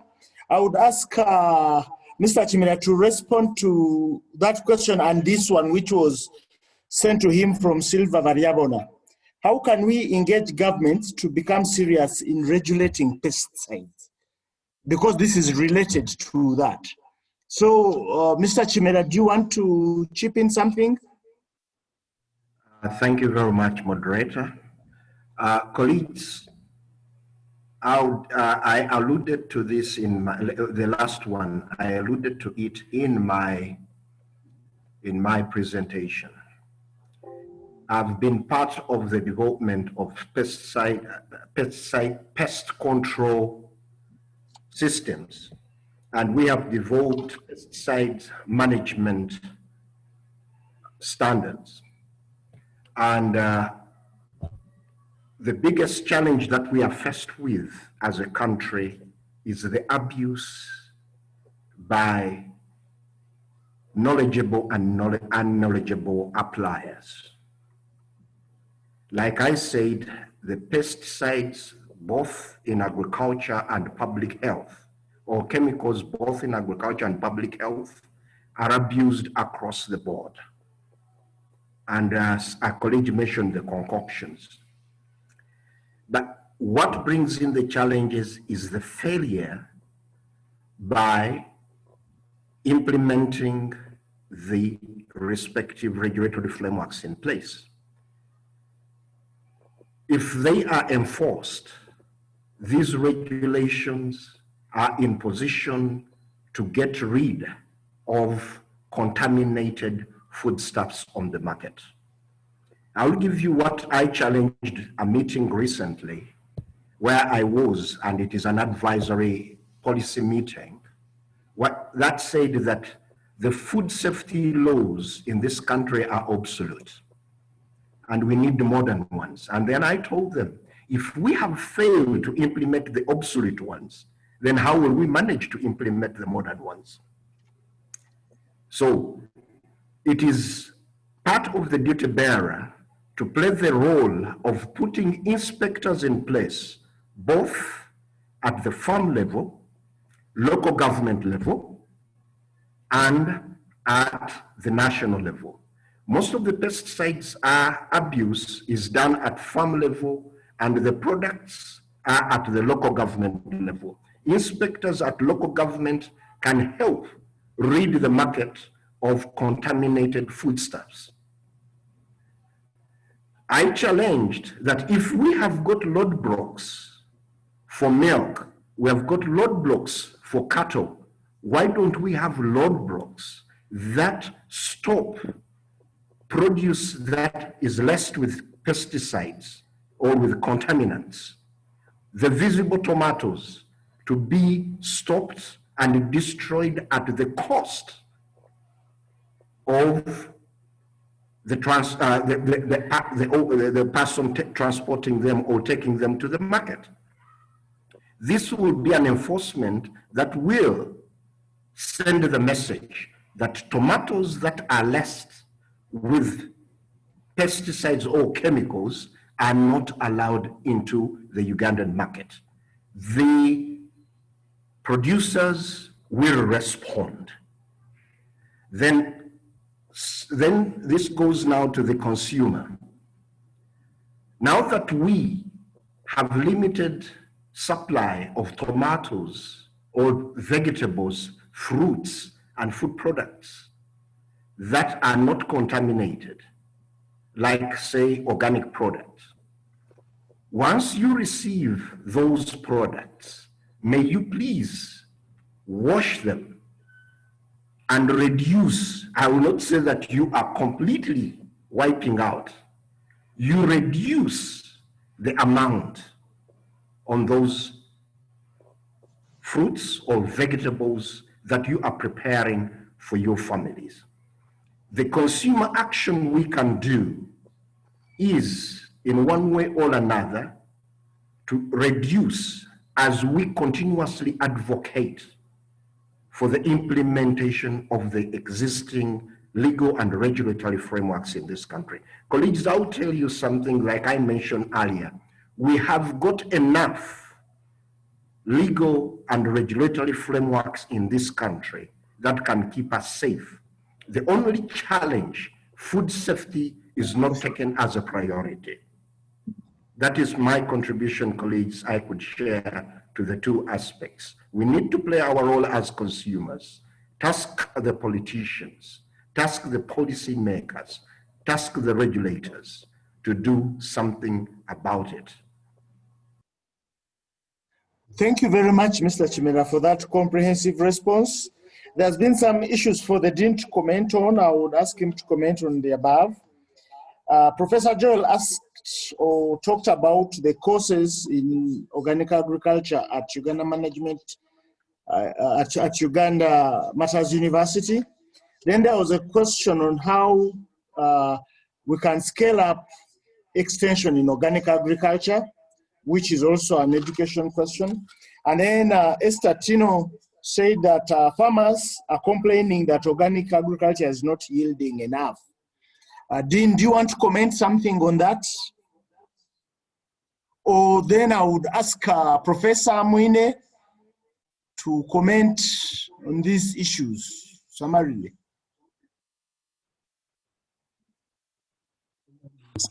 Before. So thank you, colleague, for that. Irene, you want to say something? I heard your voice. Okay, issues with courses. I think if the dean is not around, I could just briefly say something. As one of our colleagues mentioned, we have courses in organic agriculture and agroecology right from certificate level through to a diploma, through to a bachelor's degree, then a master's in agroecology, and then recently a PhD. So we are not short of any training courses. Anyone who needs to be trained, Uganda Matters University is the place for organic training and agroecological training. And I would like to mention that I'm aware of this food box. I've already discussed it with Irene. And we are ready to discuss with Joel and see how we can partner such that we learn from each other. There is quite a lot we are doing. Joel could learn from us, but we also could learn from him as far as the organic box is concerned.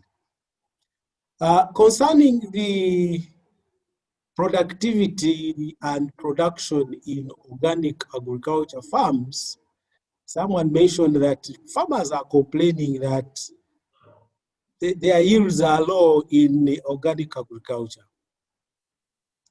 I don't know which farmer that must be.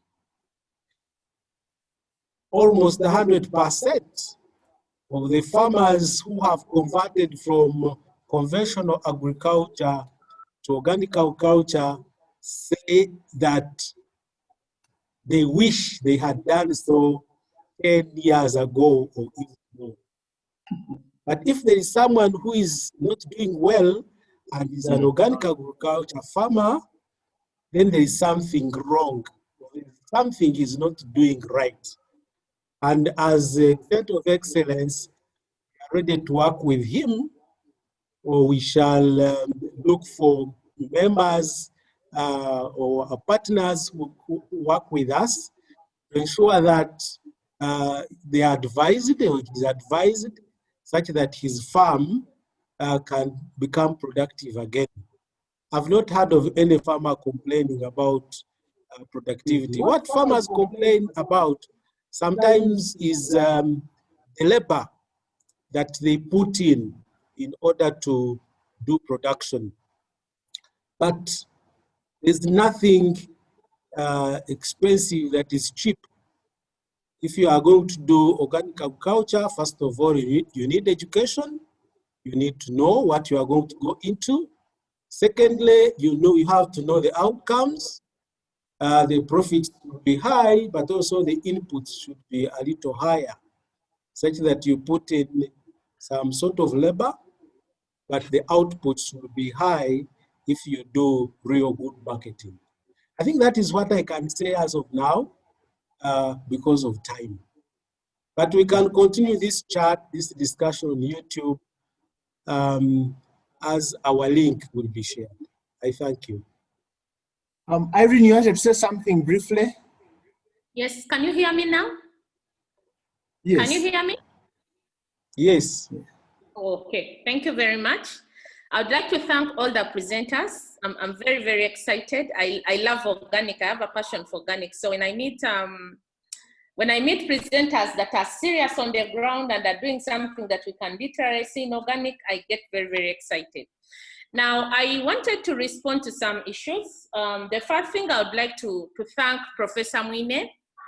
Thank you very much for giving a green light to Professor Joel. As he told you, we met in Colombia. We won a FAO prize. There was a competition by Food and Agriculture Organization internationally, and our case studies won prizes.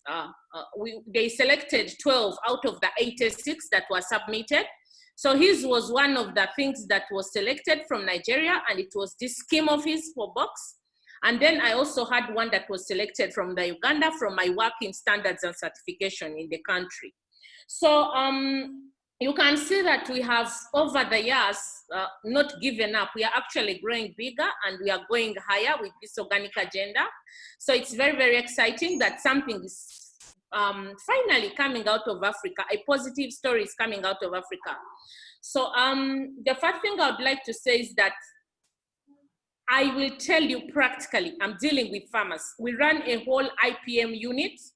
We are dispensing round about, I think we do something like 30,000 liters of organic biorationals. We are doing it per month, I think, because we have, I told you we are working with around 50,000 farmers in organic agriculture, and we are selling in the EU. So for us, we don't have an option to use agrochemicals and synthetic pesticides. So we are practically doing organic pest management, and we are doing organic fertilization. And I will tell you for a fact, our things are working. The farmers are happy. CDO, the Cotton Development Authority, is actually distributing some of our products in northern Uganda that we are using to fight organic pesticides. So, pests and diseases. So I'll tell you for a fact that organic works. Organic works. The challenge we've always had in Uganda is that organic has solely been for cottage industries. Small companies have been doing organic. So the impact was hard to measure. But right now, I think 2 years ago, the dynamics have changed. Right now, we have big corporations in Uganda that are doing organic. And we are starting to see the effects. So one of the partners, my clients that I'm working with, has actually set up an organic factory. We are selling organic manure, organic fertilizer, packed in bags, I think 25 kgs. It's in supermarket, it's being distributed. There's a whole factory for it in Njeru, Jinja. I can organize for you a visit. Those of you that would like to see, you just let me know and then we can see how we organize it. But we also have a full-fledged IPM unit where we are continuously bringing in our farmers, bringing in our field extension officers, training them on how to make organic concoctions and synthetics. And then we are going around and spraying them where our farmers are to manage pests and diseases. And we are certified for 4 standards. We are certified for the Japan Organic Agriculture Standard, the EU Organic Agriculture Standard, the US Organic Agriculture Standard, and there's another standard called GOTS. So we are very serious in this organic agenda and it is working. So if anybody says organic does not work, just give them running out of time. Give them my email, give them my phone number, and I need them to come visit and actually see organic at work in some of the places we are working in. That's number 1. Number 2, it would be very, very nice that... we are running short of time. Can I stop here or? I don't know. Can I have maybe continue online. We have the discussion online. Okay. Because we are supposed to stop at 1 on the dot. No problem. Okay, so thank you very much for all your time and let's keep the discussion going. Yes, online. Thank you very much for all. Mr. Chariton, the CEO of Nogamo, can also answer this question online. What is Nogamo doing to ensure that people in Uganda appreciate organic production? You can also answer that online. Thank you so very much for the wonderful discussion. I now hand back to Professor Mwine, the convener. Thank you very much.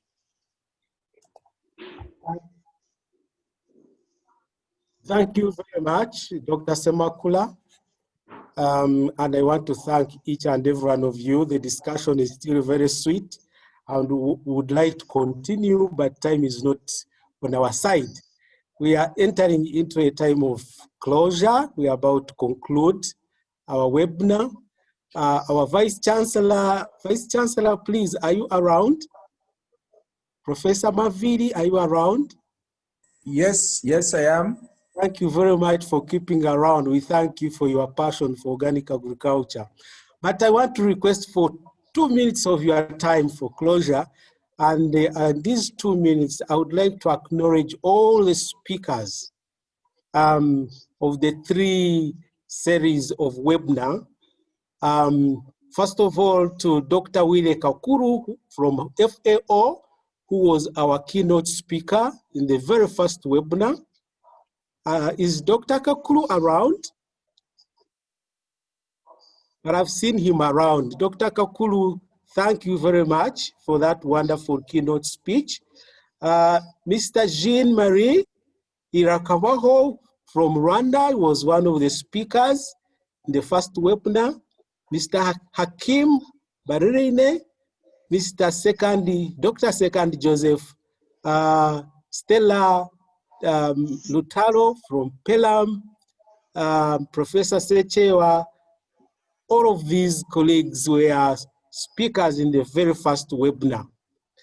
And then in the second webinar, we had our keynote speaker from BioVision, and this is Fabian Kohler, and they brought on board Charlotte, also from BioVision. They gave us a very wonderful keynote speech. And we had a speech from Hajat Mastula, who is the CEO of Ugosat. Then we had Dr. Semakula and Brother Mlongo, all from Uganda Matters University. I would like to also acknowledge the speakers for today. Our keynote speaker, Professor Charles Sechewa. I think he has left us. He said he's going for another meeting, but we want to thank him in his absence. I would like to thank our friend Chariton Namuoza, who was one of the speakers from Nogamu, Mr. Henry Chimera, the consumer advocate. We want to thank you very much. Irene Kugonza, the marketeer, and Jean Marie also for his wonderful speech. We want to thank you all for your time, the time you've put in, prepare these talks, but also the time to stay and be with us from 10 o'clock until 1 o'clock. I want to thank you all participants. I cannot thank you enough.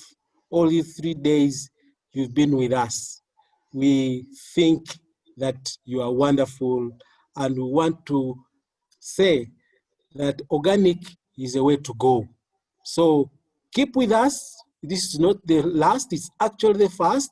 We shall continue to invite you to discuss these organic systems and agroecological systems, because the world is waking up to these issues of environment. Climate change has been a threat to all of us. We must go back to Mother Nature and kneel to her and tell her that we have sinned against you and we are repenting. We want to be children again. And the only way to say it is to go organic, go agroecological, and ensure that we preserve the world. I thank you all, ladies and gentlemen.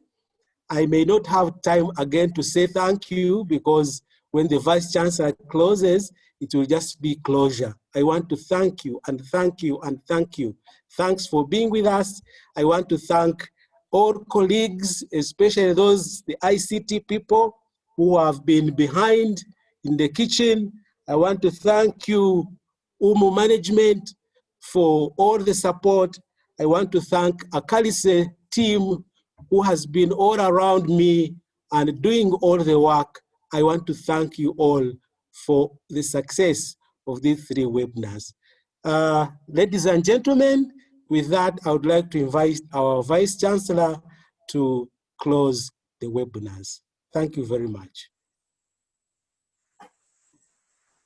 Thank you very much, Professor Julius Mwine. I have to acknowledge that Professor Julius Mwine is not in perfect health condition, but he has sacrificed himself. It doesn't appear on his face, but he's not feeling well. I want to thank you for not thinking about yourself, but thinking about others. And because you are thinking about others, you receive special blessings, I'm sure, and you will heal. Total healing, I wish you. Members who have participated in this webinar, which has had 3 sessions, I would like to thank you very, very much.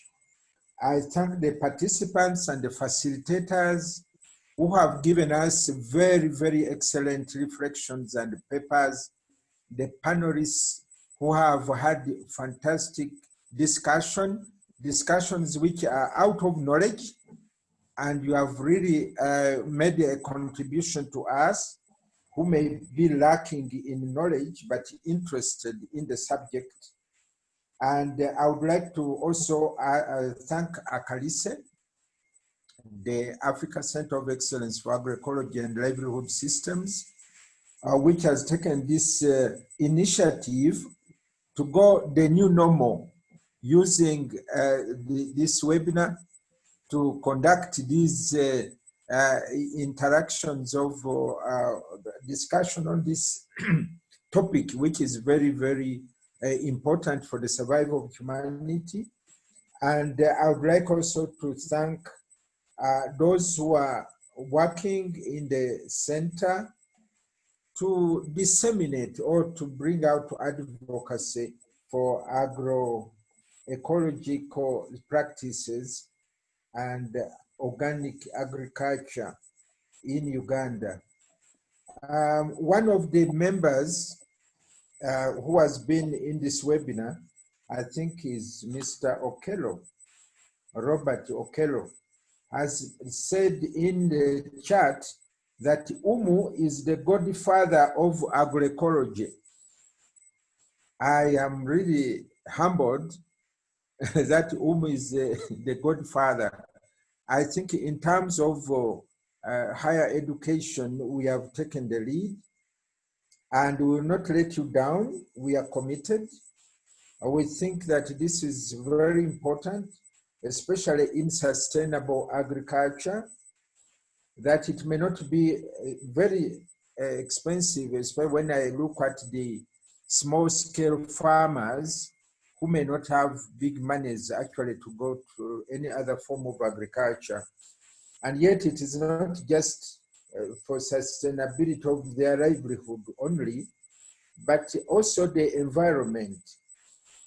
I am disheartened to see how many Ugandans are so reckless in polluting the environment. We are at the Uganda Matters University is located on Masaka Road.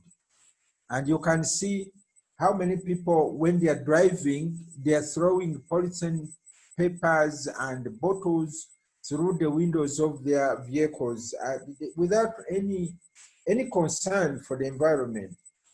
And I think this kind of practice has to change. I would like to appeal to individuals to be committed to organic agriculture and products.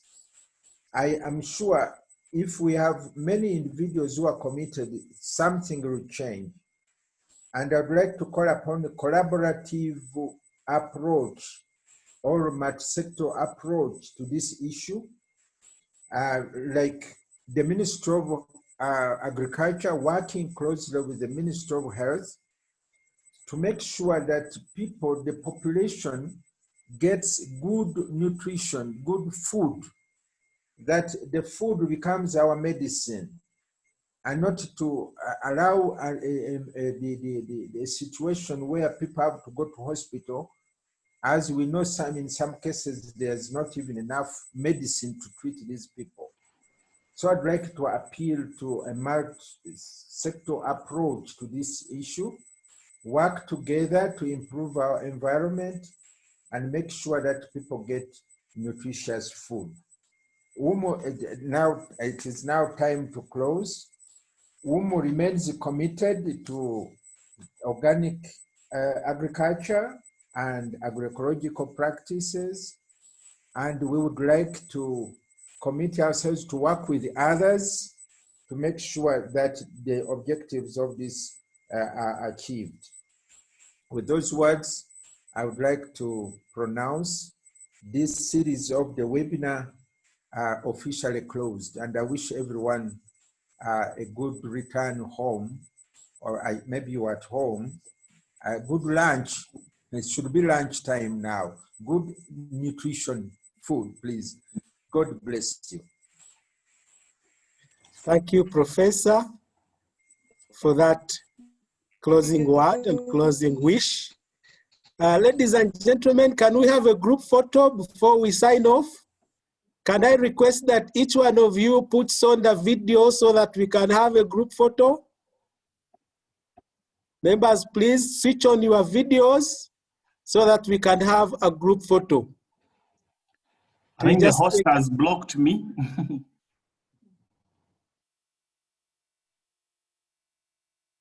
Please. Has the host enabled us?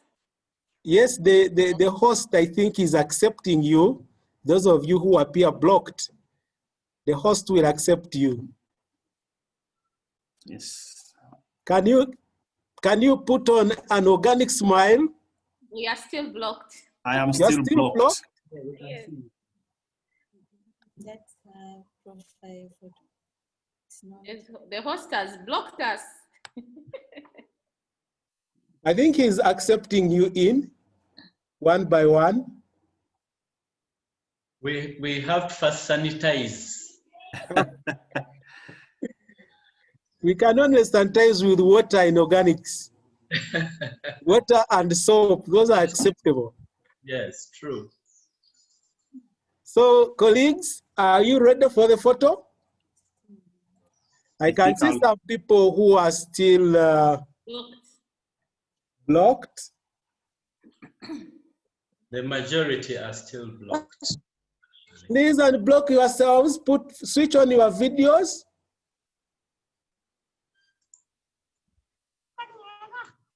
Switch on your videos, please. We are still unblocked.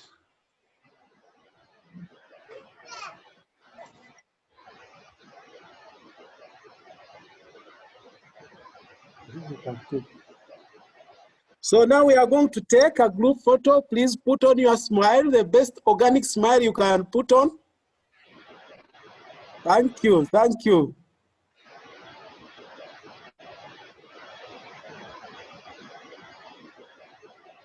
Not easy to keep it for long.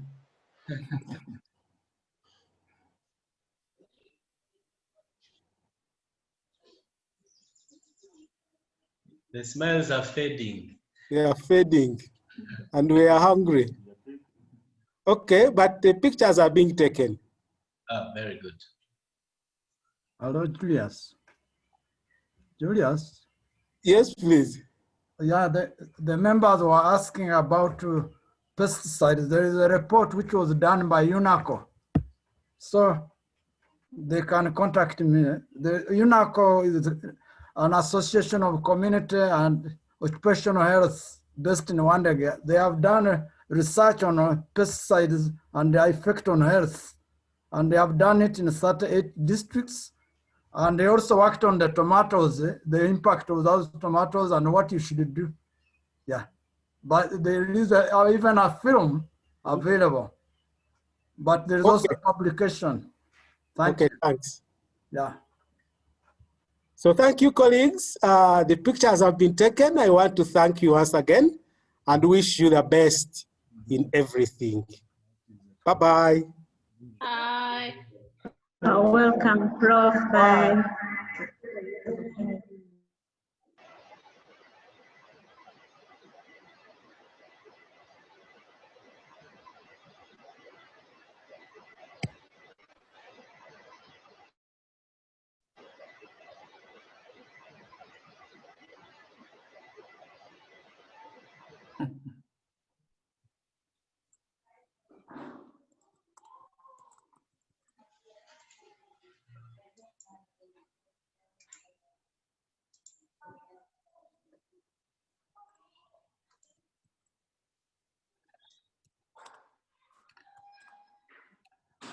Luti tunywese.